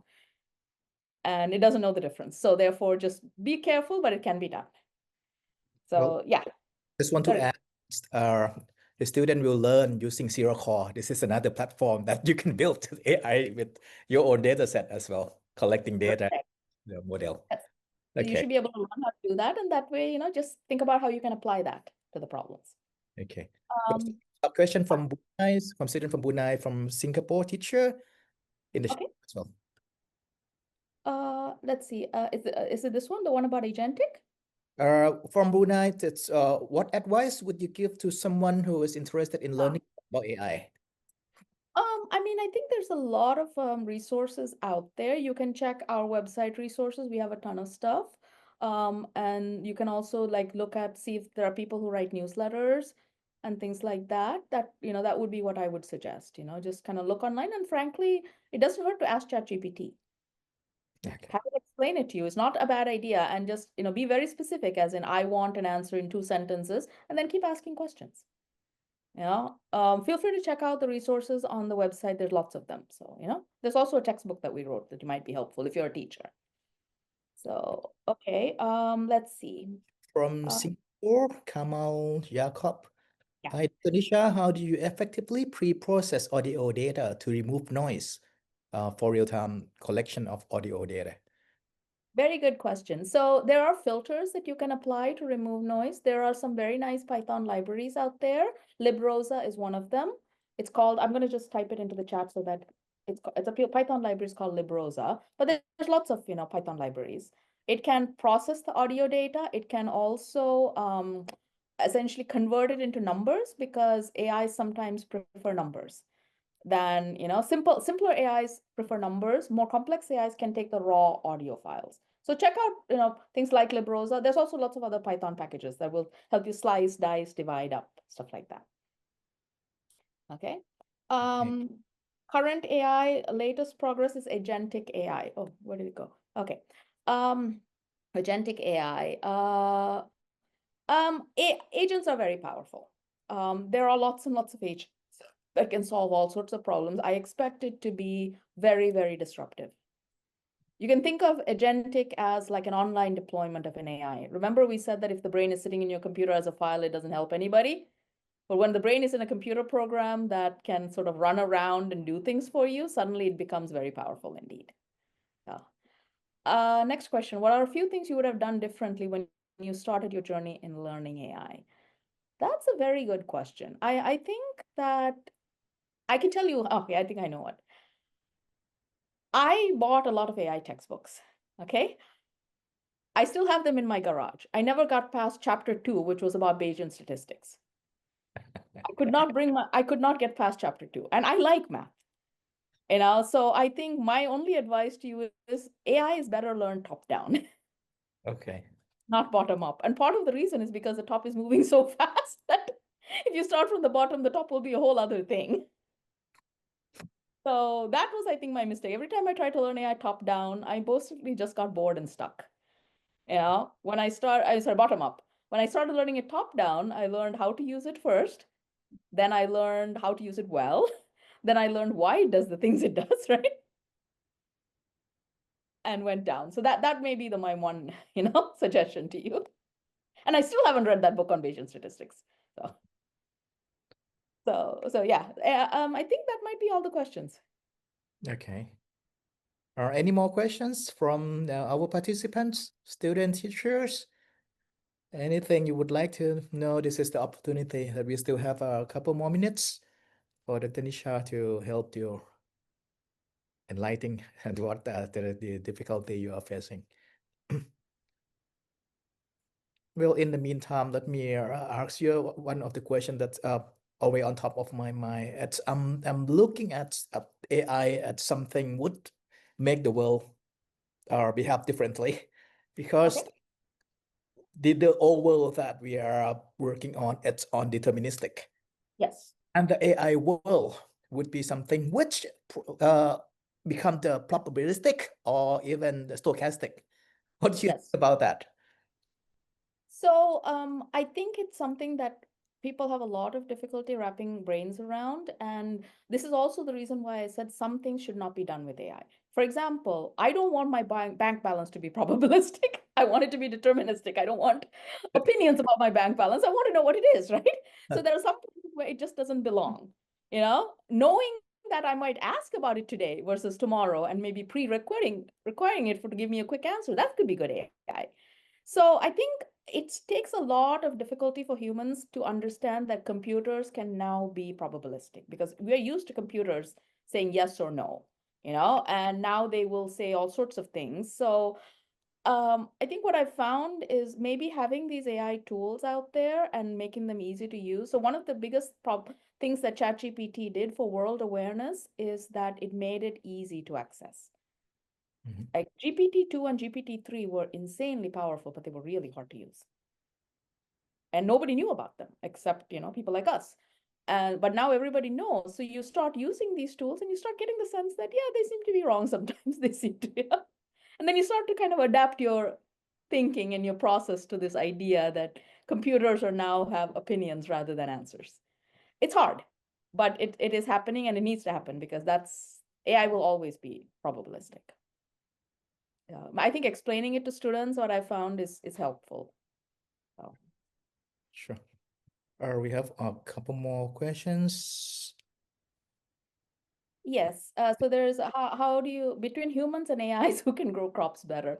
So I think maybe I'll answer the question more generically. Generically, humans and AI together tend to solve things better than humans alone or AIs alone. It is not always true. There's a study that came out that said that radiologists using AI do worse than radiologists without AI and AI without radiologists. Because sometimes we get angry and whatnot. So I think the combination is really the best thing. But something like growing a crop is ultimately a set of processes, like, chemicals meet weather, meets ingredients, it's a process that AI can understand. And so we may reach a point when AI can really handle most of it. There's not a tremendous amount of insight. Like I know how to make this plant better, right? It's more of learning over time, figuring out tuning. So we might get to a point where AIs can grow plants without humans, getting too many involved. Okay, let's see. The Alexa and Siri understand what we say. No, Alexa and Siri do not understand what you say. They mimic understanding really, really well. They have a series of AIs that can sound awfully like they understand. They don't understand. Okay, next question. What are your opinions on the usage of generative AI in academic work, used for research, even to the point of asking you to do your homework? So so here's the thing, right? From a student perspective and even a teacher, you only have one brain. It's in your head. No one else is going to help you with it. If you get the AI to do something, think of it like, for example, going to the gym to exercise. I can pay for gym membership all I want. I can even send someone to the gym for me. It's not going to help my muscles unless I actually exercise. So you have to invest in your own brain. And I find AI super useful because I know things about the subject that I'm working on, so I can get AI to help me. But if I did not do some of those things myself, I wouldn't know what I know. Then I would be less effective at using AI. So my advice is learn how to use AI, but really become an expert at something. And that something might be science, biology, chemistry, physics, math. The more you're natively good at something, the more AI will help you. If you outsource everything to AI, ultimately your brain will not develop and that will hurt you. So just take responsibility for your own brain. Yeah. And sometimes you have to do things then that are slower because AI can do it faster, but that's not why you're doing it. You're not doing it to get it done. You're doing it to build your brain. So hopefully that answers the question. So it's not a yes or a no, but really be responsible. I think we have one more minute. Yeah. Japan. Yeah. Okay. So you want me to? I'm happy to. If you send me these questions over email, I'm happy to send you answers. Okay. Just a quick one, with link to the previous question from Japan. What's your opinion on AI? No. My student always use ChatGPT to do homework. What does you think about it? So the advice I give is for all students, follow the instructions of your teachers, please. You know, if they have asked you to use ChatGPT, it's because they wanted to learn how to use it, then use it. If they have told you not to use it, please don't use it. It'll only hurt you later. You know, and also remember something, which is these AIs record everything. If you use ChatGPT to do your homework, you may think that the teacher doesn't know, but OpenAI knows. And the last thing you want is 10 years from now, OpenAI telling somebody that you cheated on your history homework. How is that going to help you, right? So just remember, whenever you use something on the internet, you are telling the world something, and they will record it somewhere, and they will pick it up somewhere. You don't want that to happen. So please follow the instructions of your teachers. Teachers are trying to figure out how to do this the right way. The best thing you can do is to let them. Okay, wonderful. Thank you so much. Okay,คุณแอนครับ Thank you. I hope it was helpful. Awesome. Thank you so much, Dr. Nisha, for the insightful and the eye-opening session. It is our pleasure to invite Assistant Professor Dr. Santat Chu Wong In, the head of SIRA from the School of Integrated Innovative Technology from King Mongkut's Institute of Technology, Lakrabang, to guide us through this session. Dr. Santat, the floor is yours. Okay, thank you. Okay, good morning, everyone. Welcome back. Yeah, again, I'm Assistant Professor Dr. Santachung In from KMITL. And I'm truly honored to be here at the ASEAN Youth Camp 2025. We are living in a time where AI is shaping every industry. Healthcare and education, to manufacturing and transportation. Here, the challenge, although AI is very powerful, it often feels out of reach, especially for those who are not programmer or engineer. As a new learners, I often ask myself, how can we start building AI without needing year of coding experience? That's where the topic today comes in. Today, I'm excited to introduce you to Sila Core, a low-code AI platform developed in Thailand that designed to make AI more accessible to everyone, especially for students, innovators, and startups around the globe. Over the next few minutes, I will show you what Sila Core is, how it works, and how you can start building AI to solve the real-world problem without writing any coding. Okay, it's very amazing. Okay, let's begin with why Sila Core matters for the future of ASEAN and of us. Let's be the next generation of AI leaders. Okay, this is my workplace at KMITL, and Sila Core platform was born in here under the Sila Robotics company, which is the startup of the KMITL. And I in the SciTech faculties. Okay, this is the robot and AI. For the first time that we start learning robotics and AIs. On the left-hand side of the picture is the second-hand robotics that we got the donation from the company, Seagate companies. And on the right-hand side, the very beginning that we start with the AI so-called object detection.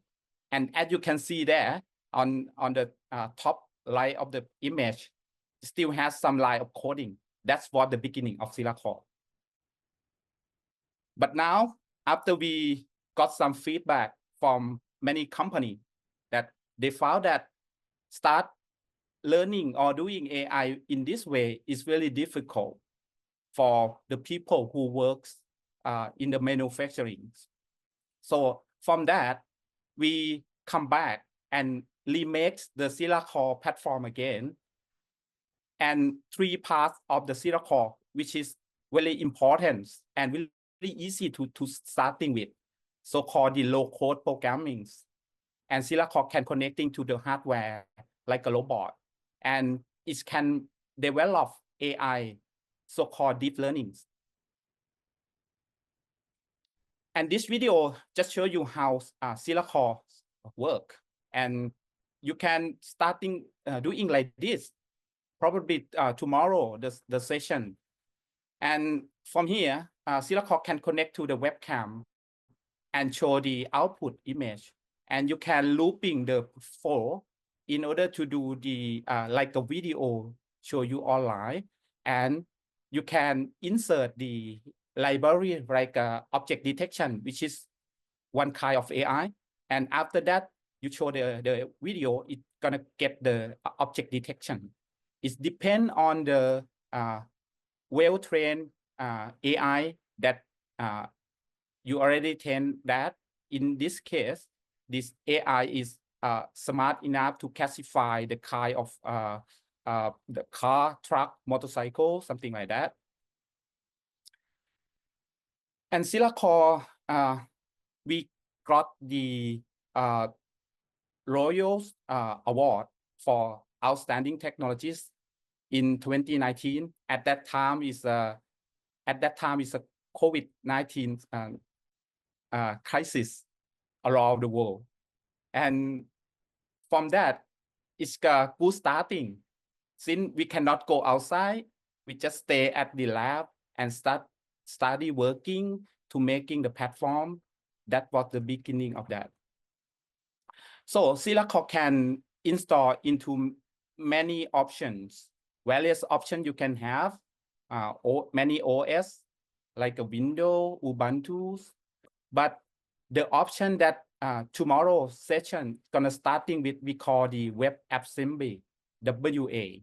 And for this web assembly, you don't need to install the program. You can start learning, accessing it online. And from that URL, like silacor.sila-ai.com, you can use Silacor right away for do object detection, for do AI. For the input of the data, many options.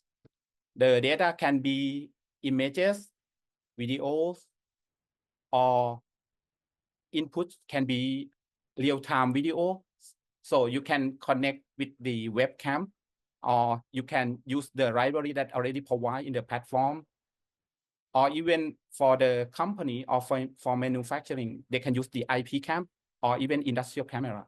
So, but for the trainings cam here, so we're gonna focus on the webcam option. So this is just the example of the simple AI that builds on Silacor platform. We call the single model.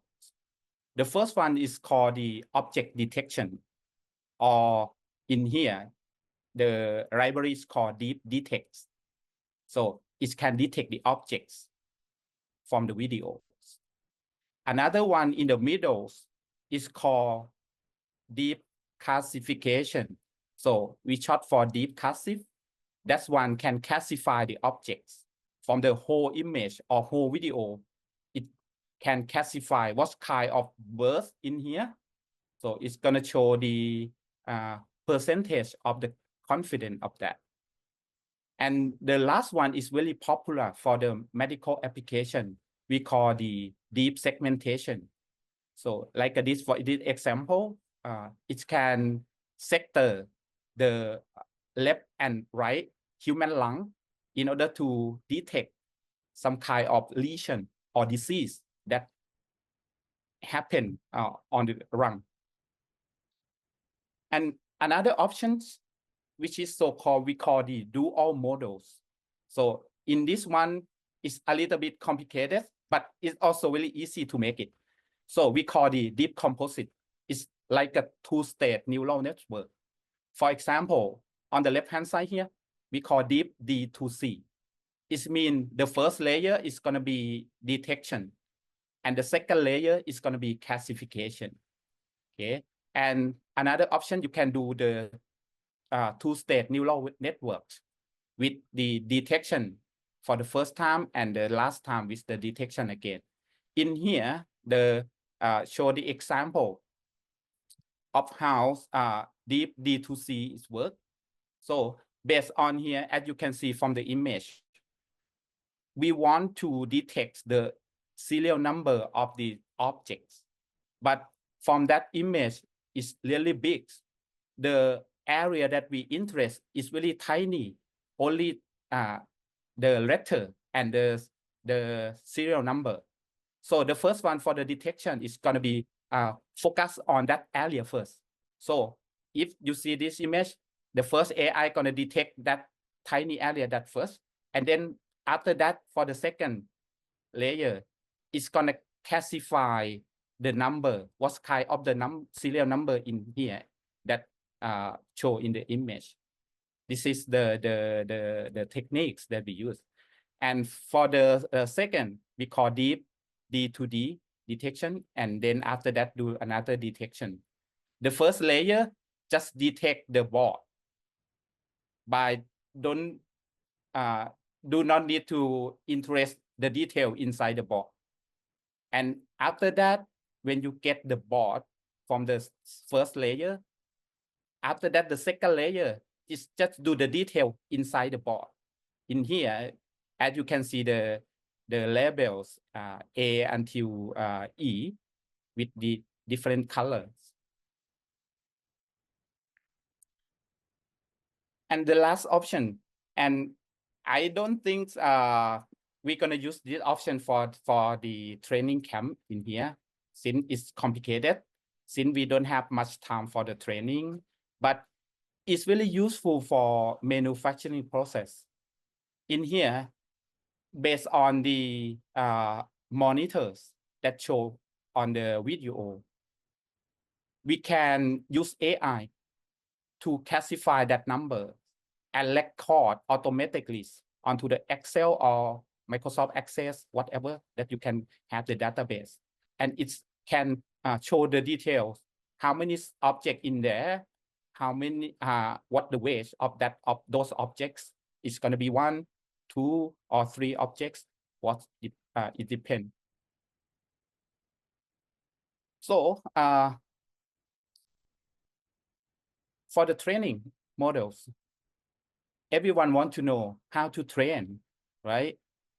For using, it's okay, just use the weight from other people and then just deploy to the flow, and then you do not get the result on that. But if we want to make AI by ourselves, to build the AI, to solve some specific solution, so we need data. So after we get data, we can have option to train. On the left-hand side here, we call the deep train. So it's gonna train the model for the object detection. And the second one we call the classic train. It's gonna train for the object classification. And based on these options, you have to use the GPU on your own computers. And yeah, it's gonna cost you a lot of that, since GPU is one of the most expensive components in the computers. But for the trainings, we provide another option, so-called train online using the Colab. So you can upload the simple pictures of the data in here, and then you can do some labeling data and do the training online. And after that, you can upload the weight or the output of that. And you can use that way to do some object detection or object classification later.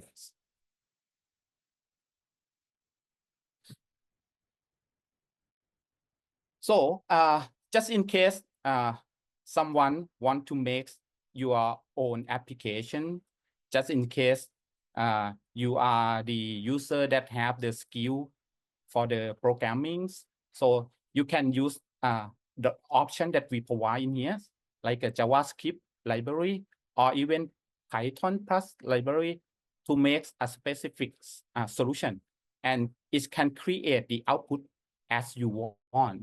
In here, for examples, when the board, the electronic boards come in, and you want to detect that objects, and you want to show that during the assembly process is complete or not, or is good or not good. And another example in here, which is you can use the Python Plus library that we already provided. In here, we call the if from different point of view during you take a picture, sometimes it's not perpendicular to the objects, and from that view you can see the object in the different angle. But if you want to do some object detection, the easy way is that you have to do some image processing that projects that object into the incident view, and from that view it's going to be easy to do the object detection, something like that. If you want to connect with the input or output using the Arduino for students, or even the industrial purpose, they can use the Modbus TCP. In here, from these videos, it just show the LED blinking during it can detect the human. So if the AI can see the humans, the LED lights will show up. So in this case, it's going to be easy to see that, oh, that vehicle come in by looking at the LEDs. Very similar thing when people in the company, they do some working. When AI found some defect objects during the manufacturing process, it can show the LED. In this case, it can show red LED just in case they found the defect on that object.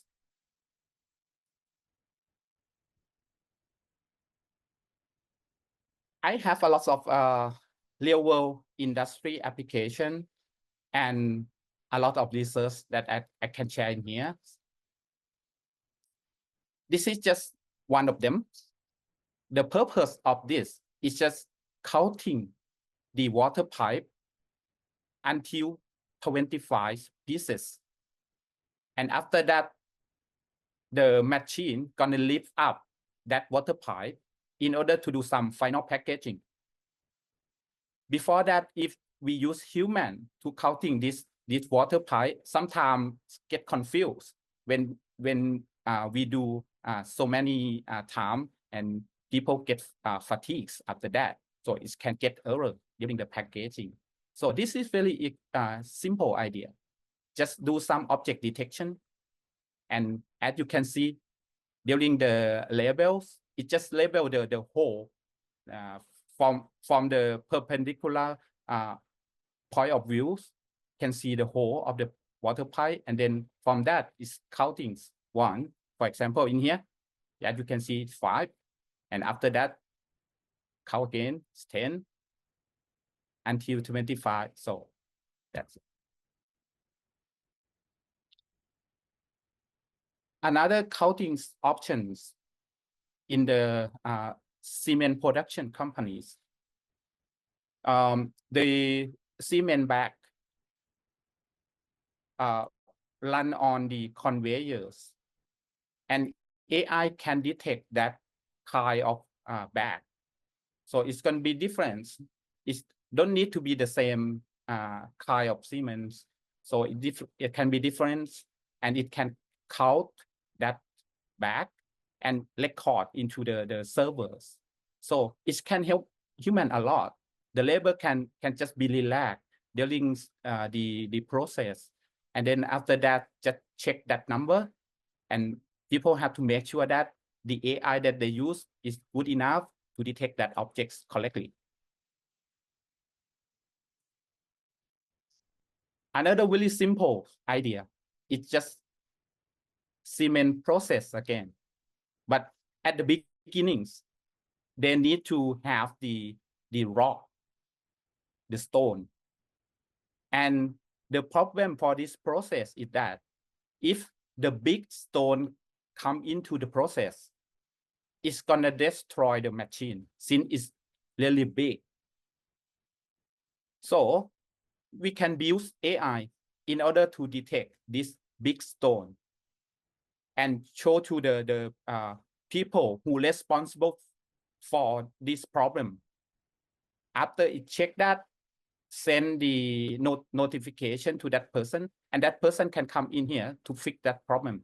Since AI can do many things, when see the big rock, it can start stopping the machine before it can be destroyed from that one. Yeah. Another simple idea is that AI can convert the analog flow meters to digital flow meters. It's very easy when flow meters, analog flow meters, if we can label the number of the scale and we label the tip of the pin, and after that we can estimate what the flow meter measure the water pressure on that, and that we can write the Python plus to show that number. No need to readings by using human eye. That's gonna generate some error on that. So in here, after you train the AI to know that numbers of on the scale, on the analog scale, and then after that you can detect the tip of the pin, so you can measure that. In here, for example, it can show you that with the digital numbers for 3.6, something like that. And from this one, during the training AI camp, so you can start to learn of this example, and our team can give you some knowledge on this. So probably you can have the idea to make a new things in your country for the future. Another simple idea is that based on the previous one, you can start making AIs to check the water, the liquid levels, instead of using human eye to do that. Sometimes it can error. As you can see here, a lot of bubble, and we don't know to estimate that liquid levels. But if we can train the AI well trained, smart enough, it can estimate that one really easy.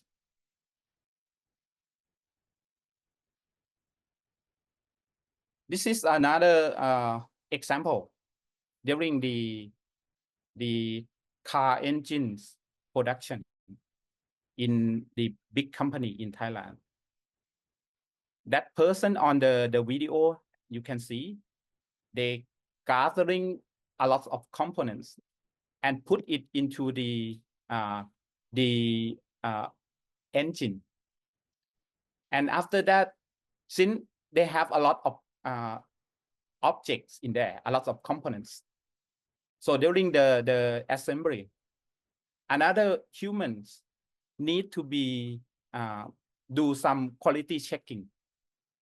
But instead of using humans, since it's a routine work, so we can use the AI to check all the components that the previous person just put it in, and just show it's good or bad, something like that.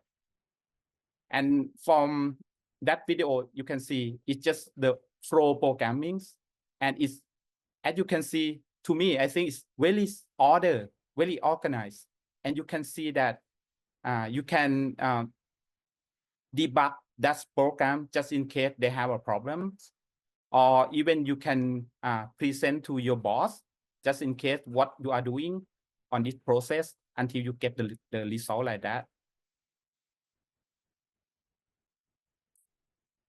This is another example just checking during the mass production. As I mentioned earlier that during the COVID-19, one of the big company in Thailand, they have the idea to buy the new machine from China and do some mask production in Thailand in order to give the donation to many hospitals. But the problem is that since it's a new setup, so during the mass production, a lot of defects during the production.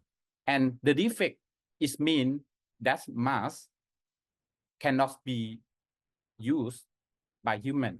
For example, it's gonna dirty or it's not good enough or he have some defect on that. So people have to classify, select only the good one and just reject the bad one. But as I said earlier, for the initial setup, a lot of defect in there. I say half by half. For example, during the mass production can get 3,000, 30,000 pieces a day. So it's gonna be good 15,000 and the best one gonna be 15,000. You can imagine that if you use human, it's gonna be very laborious, tedious, hard working. But if you use AI, it's going to be very easy. AI can classify that in a second. From this detection, only for one piece, is less than a second, it can detect. And it can reject the bad one, only collect the good one. Not only not only AI, Silacor can connect to the industrial robot. In here, the purpose of that is to use robot to pick up the objects. As you can see, the object is here. It's a water pipe connector, and it's different height. So if the robot needs to pick up correctly, it has to know that where is the object in the space. For example, X, Y, and Z. Reference from the base of the robot where is the object. So if the robot know that, it can collect it, grab it smoothly. Yeah, this is just one of the example to connect robot, Silacor, and AI.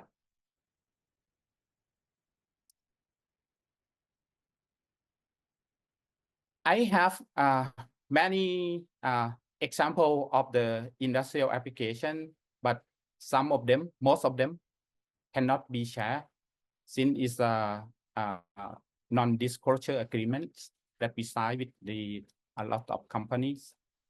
But one thing that we can share, as I am a researcher at the university, we have a lot of collaboration with a lot of university in Thailand. For example, Chulalongkorn University, Mahidol University. Recently, we published a lot of papers in the scientific report. For example, the first one, we use Silacor to train the data that we collect. In here, the data is just the picture of the mosquito. So different genus, different species, different name of mosquito, we collect that, and we can use Silacor to train the models. In here, we call the self-supervised learnings, another method for in AIs. The previous one that I just explained to you, most of them is the deep learnings. But in here, for publication, we need to provide the new approach. So we use the self-supervised learnings to publish. In here, self-supervised learnings can classify the mosquito. And you can see that from that image, we have 7 classes of the mosquito. And from different point of image, and after do trainings, do some evaluation. If we get good evaluation enough, so we can do publication. Another one is very similar techniques, but we change the image. Instead of using the microscope image, in here we use the images from mobile phone or from other device that don't need to be high resolution, and we also got the good result from that, and we have publication on that. So called the self-supervised learnings. Again,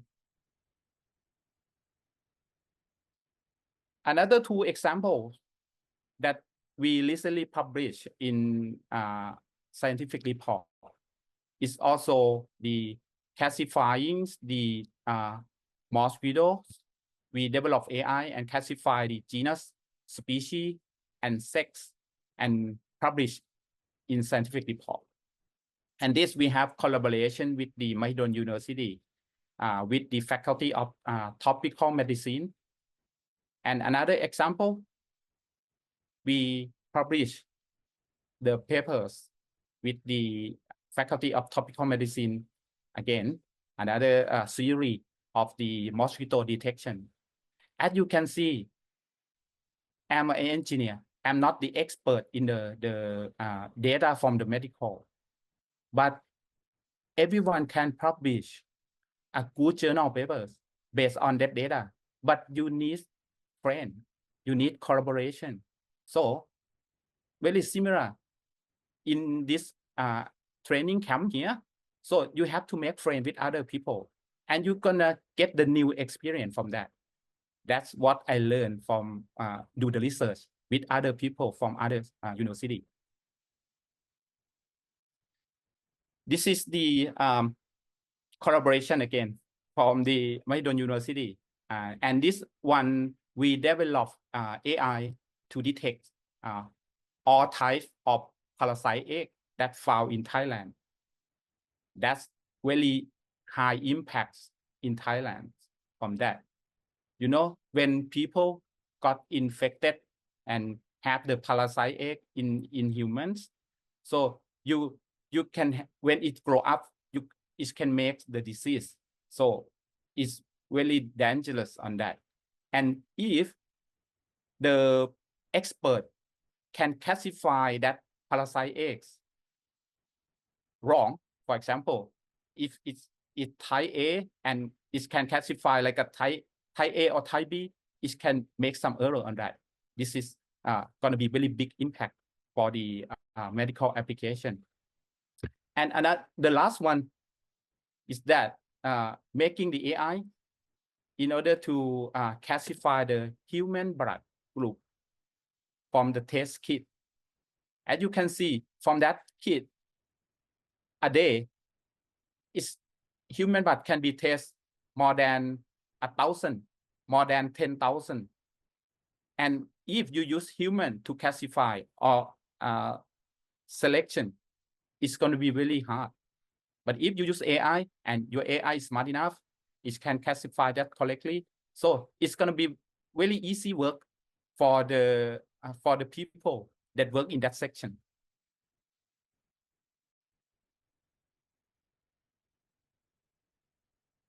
A lot of example from the collaboration that I got from our friend from other university.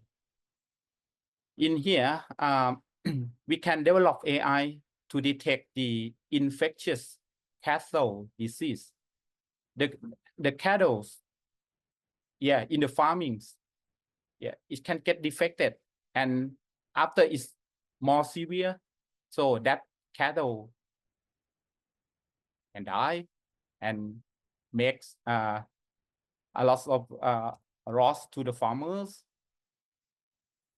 This is the example that have very high impact for the farmer from the agriculture.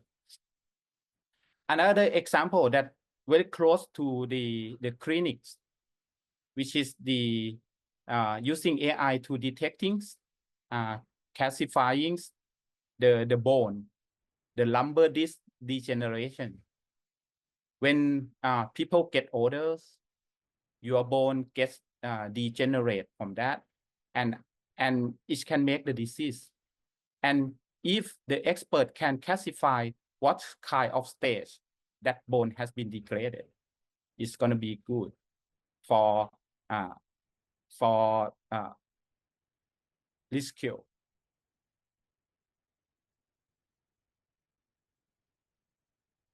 Yes, a lot of example and a lot of publication. And let me focus on the robot. Yeah. Here we publish the AIs for aircraft refuelings using the industrial robot. You know that during the refuel the aircraft at the airport, when the airplane landings, they need to refill the gasoline. And during that process, I try myself one time. It's really heavy to pick up that hose and that oil, that gasoline. It's really hard for that people.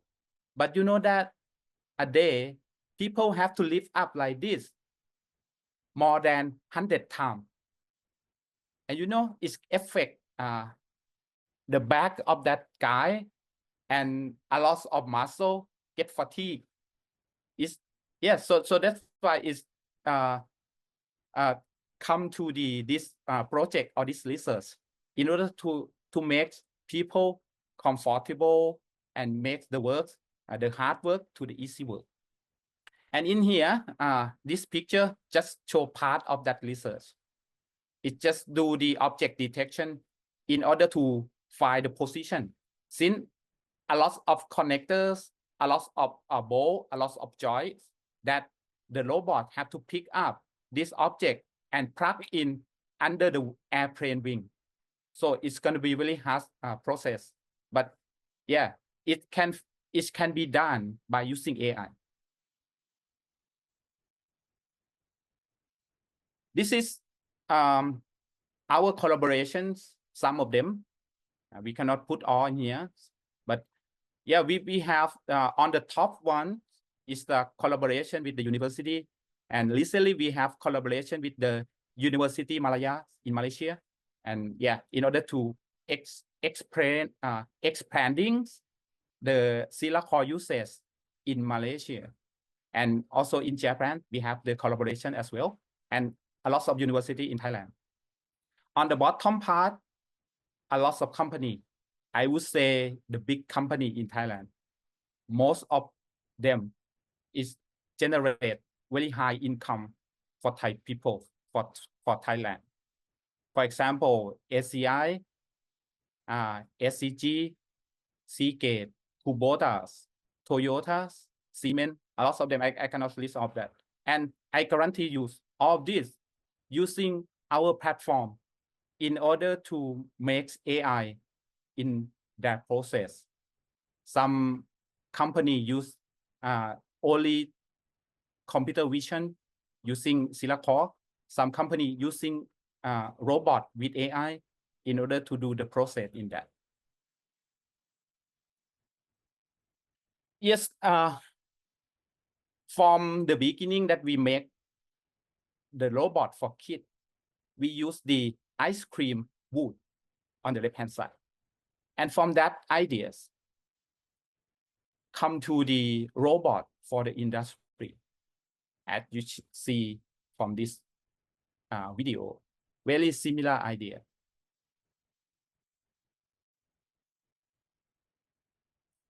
And this is just show some picture that a lot of students really happy when they start building AI.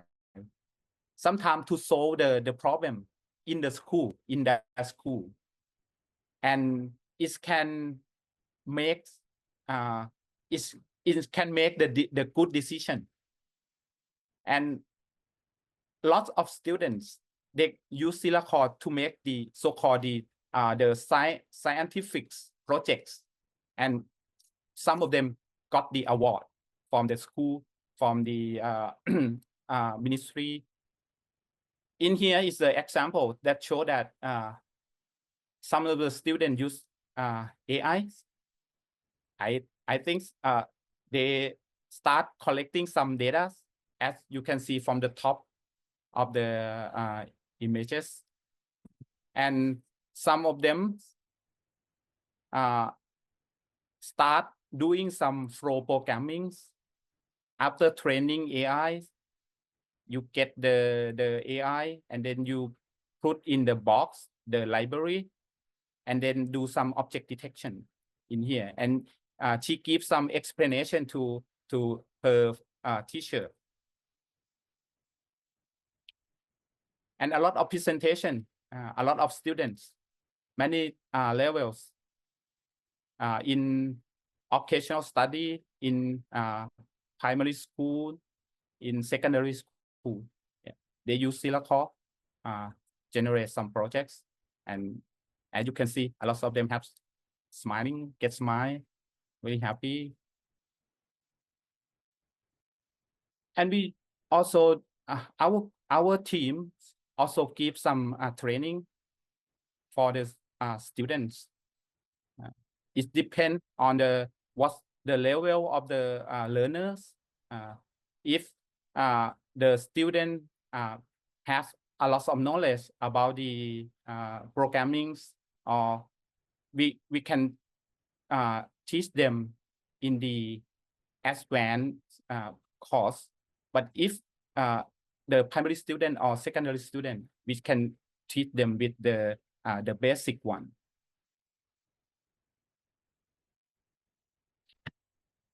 And I'm really proud of that. During I visit Chiang Mai province, we can give the opportunity to a lot of students. All of them are disabilities, and they learn how to make the AI application to answer their problems. For example, the student here, they grow the crop, and they want to use AI to detect some insects, or even some kind of the defection on that crop, in order to fix that problem earlier. That's what the idea of that students.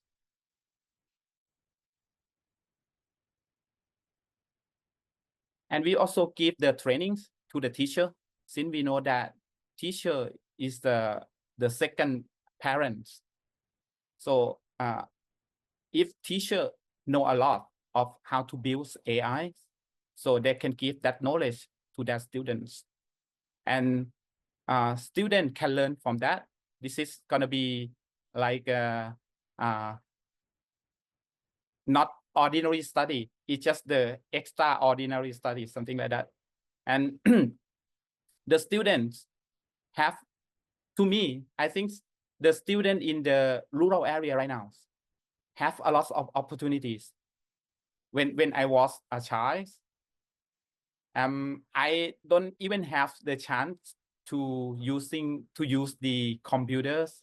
But right now, most of the school in rural area or even in Bangkok, they have the room, the computer room for that. And in that room have a lot of computers. So the student can use computer one by one, and they can learn from that. That's the good thing.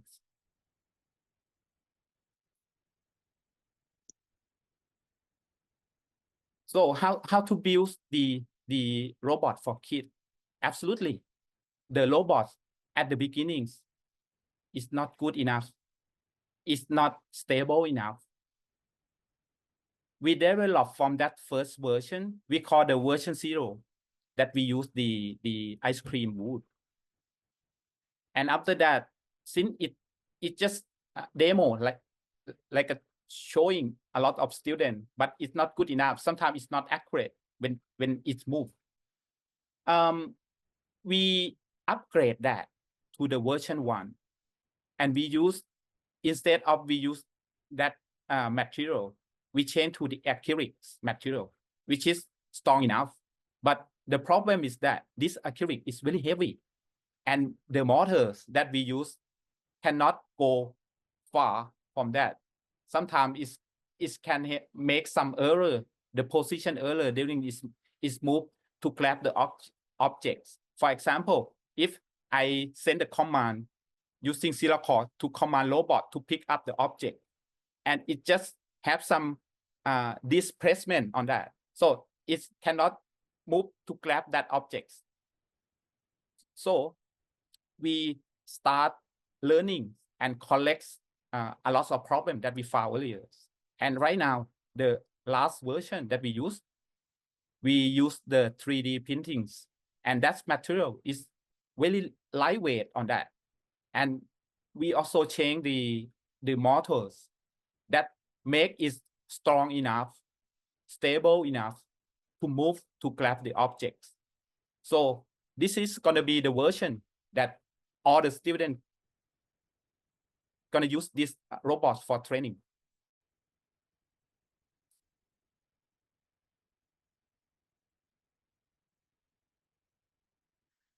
Sorry about that. Okay.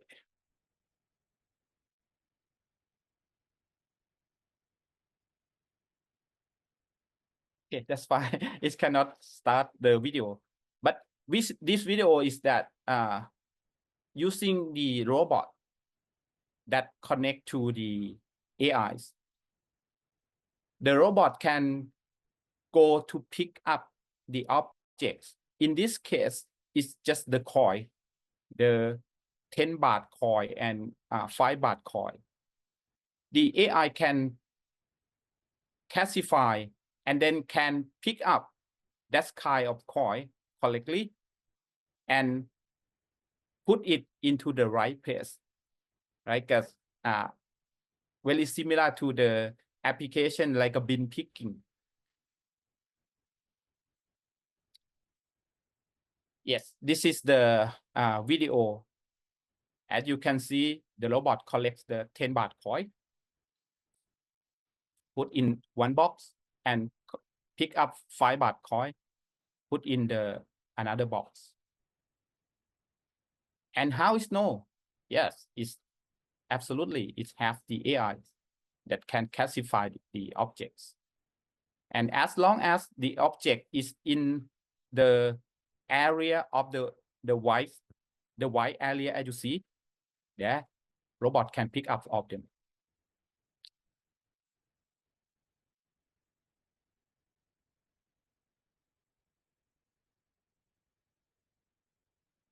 Yeah, this is gonna be the robot that I said. Yes, as you can see, you can, every group can use this robot to do the projects during the trainings, and we have a lot of experience to do some AI robotics hackathons that originally start at our faculties at KMITL, and at that time, at that session, a lot of students apply in order to start learning AI and robotics, and I think all of students really happy during the training, since they can discuss with the problem after the teacher give that problem. A lot of all of group have to solve that problem, and they talk to each other how to make the AI, how to move the robots. If just in case the system have been interrupted by other people or get some noise during the detection, the robot or the system can work fine on that. Yes, this is the problem that we give to the student during the hackathon. So come to the end of the presentation in here.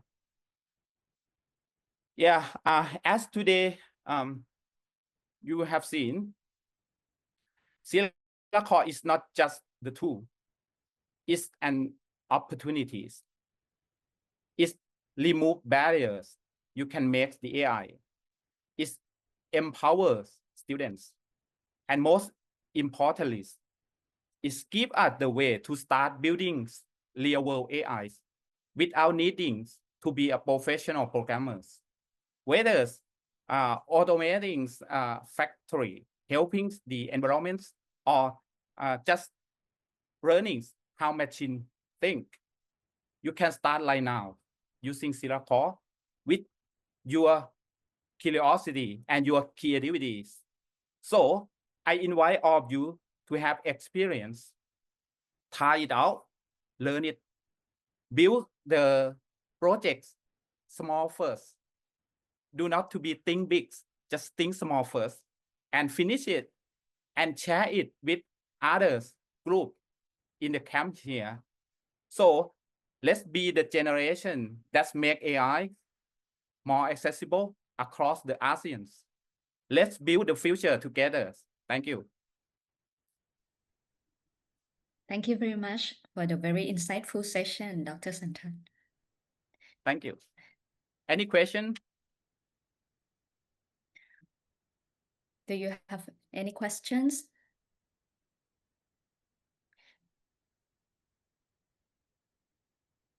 Okay, we've got one from Singapore, from a teacher in the chat box.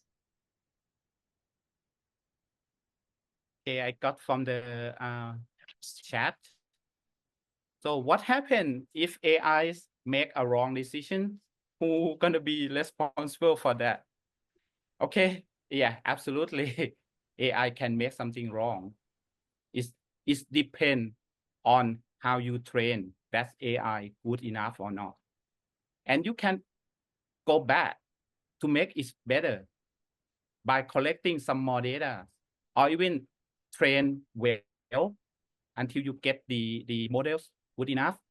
That's how to fix the problem. Who gonna responsible for? The one that who make that AI, yeah, have to responsible for that. But to me, I think absolutely AI can make some error. It depends on that person. They think is they can accept that error. If they can accept that error, AI is your answer. For example, during the process of the manufacturing, the error from humans can be 3% of the process.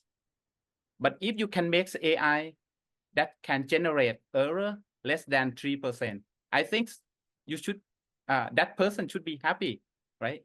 It can do better than human in just specific purpose. Where can we find safe and useful data for? Dr. Santat, I think those questions are already answered by Dr. Nithir. Oh, okay. Okay. Well, we got a compliment from the teacher from Singapore. Teacher Shidambaram from Singapore gives you a compliment that the student can see end-to-end solution from problem identification to building solution. This is wonderful. So that's what the student would learn, and that the application of Sila Core platform would be good for the student for this workshop. So I think if you could stay with us for a little bit longer, we would love to proceed with the logistic information, and then we will open the floor for question and answer, and we can answer that together. I think, are you available to stay for a more 15 minutes, Dr. Santatka? Yes, absolutely. Okay. So let's go for the logistic information, and then we will wrap up with the Q&A for any questions that related to the camp. Back to Kunan, Kap. Thank you, Ka. Without further ado, I would like to call upon Ms. Hongfa Wiratnoparat, Foreign Relations Officer from the Ministry of Education, Thailand, to share with you on logistical arrangements. Thank you, Khun Ann, and hello to all participants of the ASEAN Youth Camp 2025. I'm so happy that I will meet you guys in the next week. Not 2 weeks, but next week. It's very near. Can you go next slide, please? So today I'm going to share with you some important information for you to prepare before you fly to Thailand. So this is the timeline, and as I said, that we will meet just in a week. So I will just skip this part. Next slide, please. Next slide for the program overview. For the program overview, Dr. Chris already mentioned about the overall programs for you that we will have hackathon, we will have the enrichment, and we will have the workshop for teacher as well. So for the Ministry of Education part, we just would like to tell you that the Ministers of Education has assigned the Vice Minister and the Deputy Minister to preside over our youth camp. So in the opening ceremony on the first day, 17th of June, the Vice Minister will be the chairperson during the ceremony. And during the reception dinner, the Minister of Education will preside over and will be the chair during the reception dinner. And on the last day, on the 20th of June, you will have the pitching competition. After the pitching, there will be the award ceremony and the closing ceremony, and followed by the farewell reception dinner. So the Deputy Minister of Education will join us and will be the chairperson during those sessions. Next slide, please.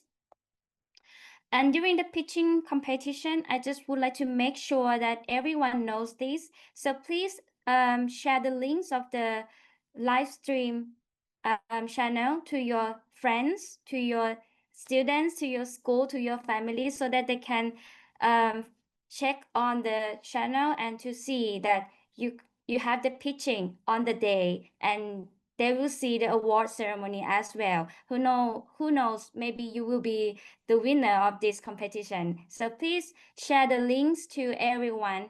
I will share the link in the chat box, and I will share the links to the WhatsApp group as well and to the email. So please make sure that you communicate this to all your peers. Next slide, please. For the travel preparation, what you have to prepare, very important thing is that please complete the Thailand digital arrival card or the TDAC before your arrival at Bangkok. 3 days before, please do it. And also stay tuned for the upcoming notice about the flight details and the meeting point. Currently, we already purchased tickets for 6 countries: Cambodia, Indonesia, Laos, PDR, Malaysia, Philippines, and Timor-Leste. And if you haven't received any details about that, please notify us. Just tell us. The AYC Secretariat will just reply the details to you. And the meeting point, basically, you will, after you got out from the immigration and collecting your luggage, you will exit the gate and you will see our staff, the Ministry of Education staff, and also teacher and student from public schools that are assigned to pick you up at the airport with the sign of the AYC 2025, and then you go to gate number 1. Just remember to go to gate number 1, and that is where you will be transferred to the NSM, National Science Museum, which is the campus where you will have the activity and where you will stay. And don't forget to have a self-test on COVID-19. If you have any symptoms, please notify us immediately so that we can take our further action on the flight cancellation or flight change. Next, as you know that you will have the cultural performance on the last day, please prepare your cultural performance by country. The duration is 5 to 7 minutes. And if you have the audio files or video files, please share it with us to the AYC Secretariat. And for Thailand consists of 5 teams. There will be 5 teams from 5 schools. So these Thailand teams will have to talk with each other.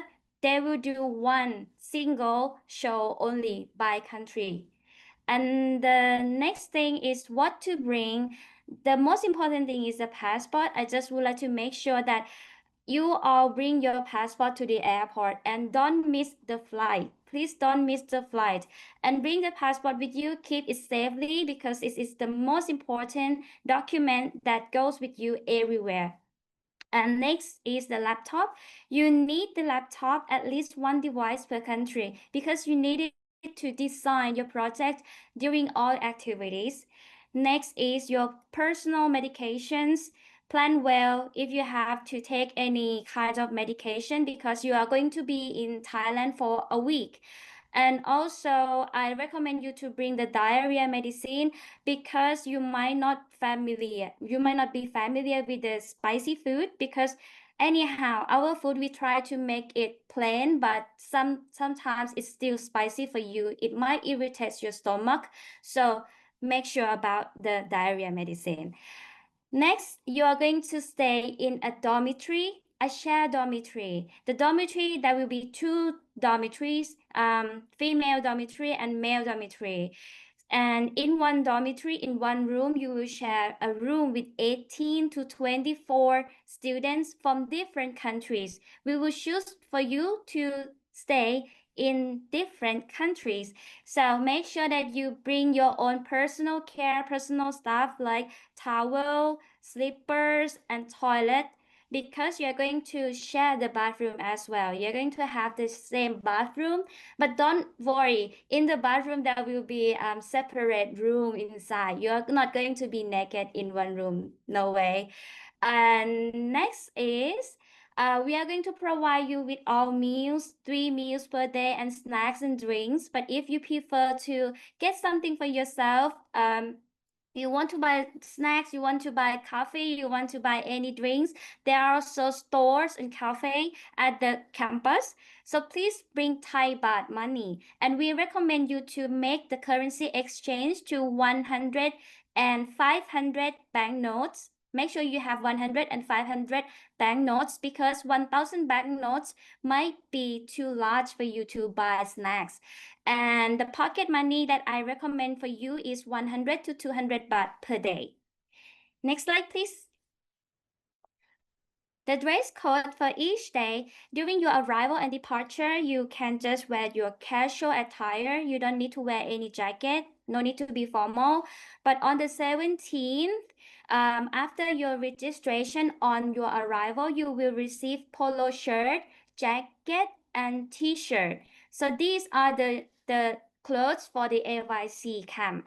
So on the first day, you will be wearing AYC polo shirt.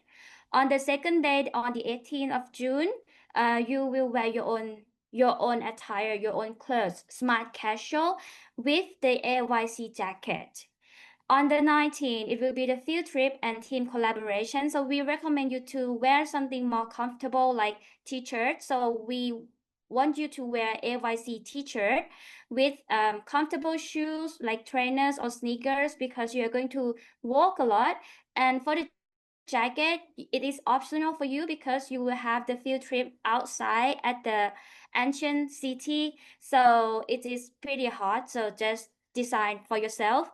On the 20th of June, the last day, this day will be the pitching day and presentation day. So we want you to be presenting your own culture. So it is recommended that you wear your school uniform and during your presentation. And in the evening for the farewell reception dinner, please wear your own traditional attire. If you don't have, please wear something like smart casual.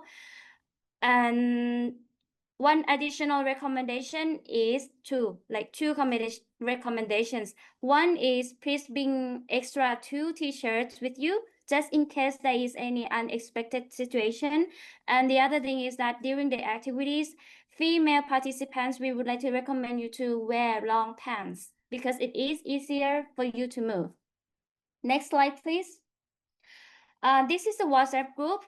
Make sure that you are in the WhatsApp group. If you don't have WhatsApp, please download it and be in the WhatsApp because this will be the main channel for us to communicate with you and we can share it instantly. Next slide, please. This is the web page for our activity. So we are going to post like today's record, the meeting records on this page and some other useful information, the documents, the presentation, the videos, the gallery of the AYC. So it will be posted right there. So make sure that you have this URL link to the web page. And that is all for our logistic arrangement and hope to see you all in next weeks and a few days. Thank you. Thanks a lot, Kun Hong Fa, for the very helpful information and important reminders. Now, I would like to invite Dr. Krisashai again to wrap up the orientation, and we will conclude with the Q&A. Thank you. Thank you so much, Kun An. Thank you, Kun Hong Fa, for providing all the information. Thank you, Dr. Santat, for the information about the Sierra Core program. Today, we have learned about all the concept of the components of the camp, whether it's the hackathon, the workshop, and also the enrichment program, which you will be experiencing during the actual camp from 17 to 20. So we learned about the AI for green sustainability from Dr. Nishar from the US.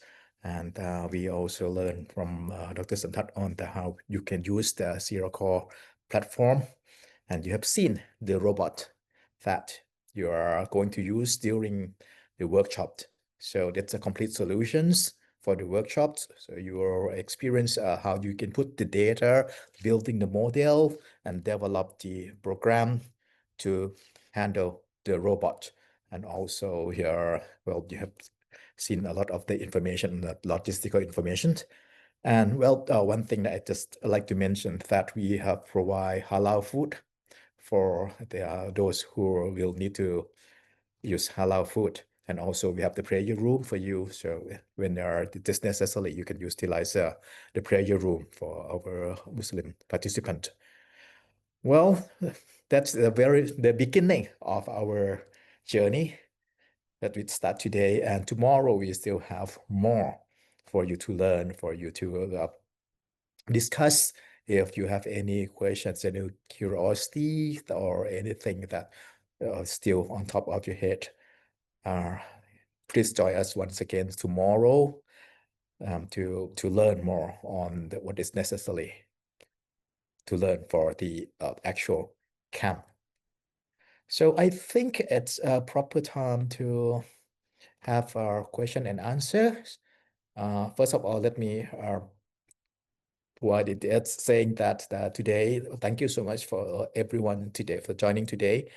And thank you for the active participations, the discussions, the introduction of yourself, and also staying allow for all the workshop today.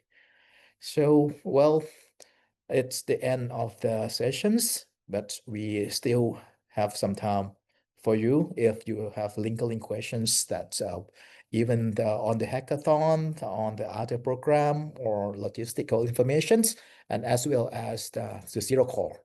We are open the conversations today, so you can either type in the question in the chat box or click the raise hands, and you can say to the microphone on the question when we call on the who it's going to be, who have to have the questions.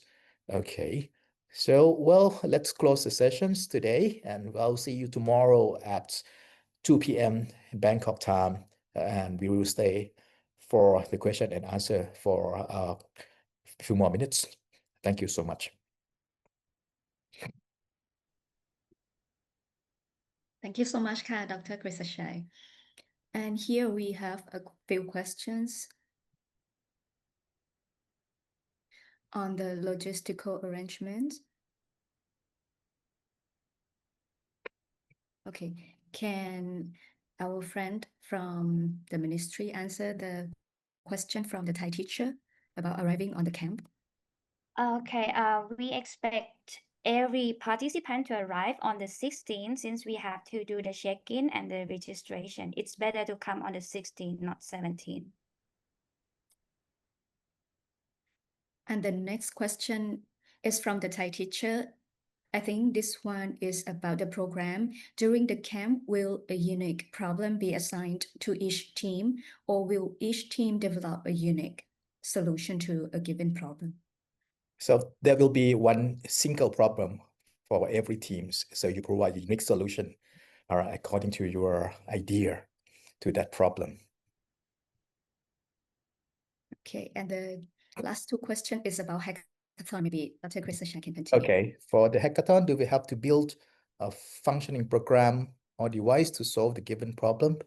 Or do we pitch our solutions to the judge without having the fully developed solutions?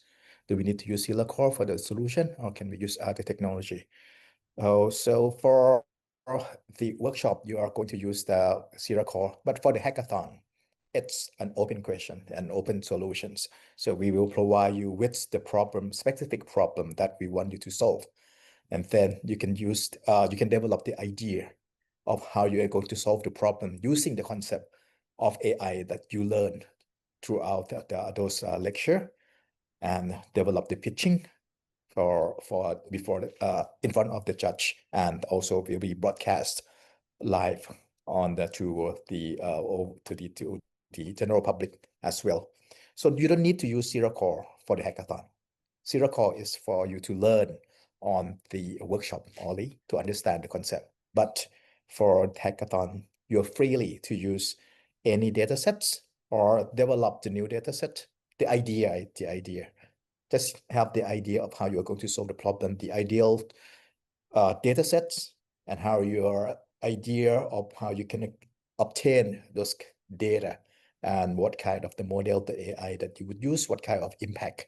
I will provide more detail on the requirements, what kind of information that we would need later on during the announcement of the problem statements in the after the opening ceremony. Thank you. Okay, there's another question. Hackathon sessions, we need to prepare 10-minute presentation of our solution and written document describing our solution. Correct. Yes, correct. But I'm not sure. Let me discuss with the judge whether they want 7 minutes or 10 minutes. And we will provide you with the exact information after the opening ceremony, because the judge might want more time for the question and answer. But the total time for each team will be 15 minutes. And the judge will decide earlier with our discussion whether they want 7-minute presentation and they want more time for question and answer, or they want more time for presentation.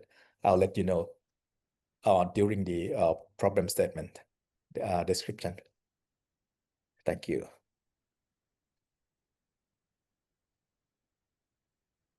Another one, maybe if Ajahn Santat is around, any opportunities for internships, research? Dr. Santat ครับ Hello. That's a question. What opportunity exists for internships, research, or capstone project at Sierra Center? Robotics, right? Yes. Okay. Yeah, as the opportunity still opens. We really happy to have collaboration with the other people. If that researcher want to do the research, if they have the innovative topics for the research in their mind, so I'm really happy to starting working with them. Yeah, I'm feel free to join, but I don't know, it's a Thai people or foreign people, but the position is still open, and really happy to join that. Interesting. There's another questions also from Indonesia regarding the hackathon. The points. Yeah, the point. I will explain in more detail during the problem statement announcement, but roughly, when you are in the mixed group of the workshop, each student will get the same point of the score that you have for the group, and you will carry those points into the national group of your hackathon. So in the hackathon, you will all the national group will also come up with the score from the national group from your hackathon pitching. And those score will be assigned to each student. So each student is the combination of the score from the workshop, the critical workshop, and also the score from the hackathon pitching. And all 4 students may have different score, but those score will be combined as a score, the final score for each groups of your nationality, of the same nationality. So that's a structure of the combination of the score that will produce the final score. And I want to remind you again that there's an additional extra score that you will receive in the email. If you will receive that score when you answer the questionnaire, the survey that we send to you. So if all the students has complete the survey, you will already have 4 points for your country. Okay, thank you. Hope that answered the questions, and I'll show you more detail during the problem statement announcements of how the score can be combined to reach out the final score. Thank you.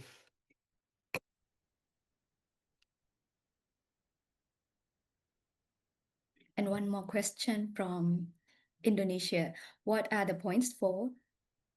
For calculating who would be the winner of the competition in the workshop.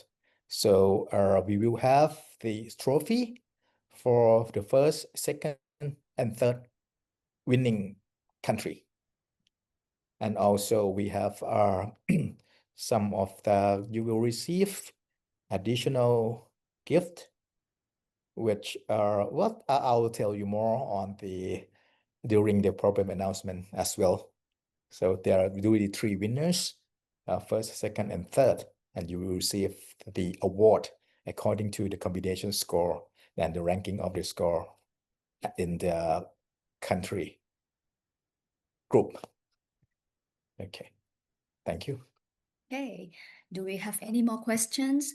Would anyone like to press the hand raising feature? If there are no more questions, so we would like to thank every one of you for your time and active participation. And if you have any more questions, you can note down and ask again tomorrow. So see you all tomorrow at 2 p.m. Bangkok time. Have a great day. Enjoy the rest of your day. Bye-bye. Bye. Bye. See you tomorrow. Thank you very much. Bye bye. See you Thank you tomorrow. so much.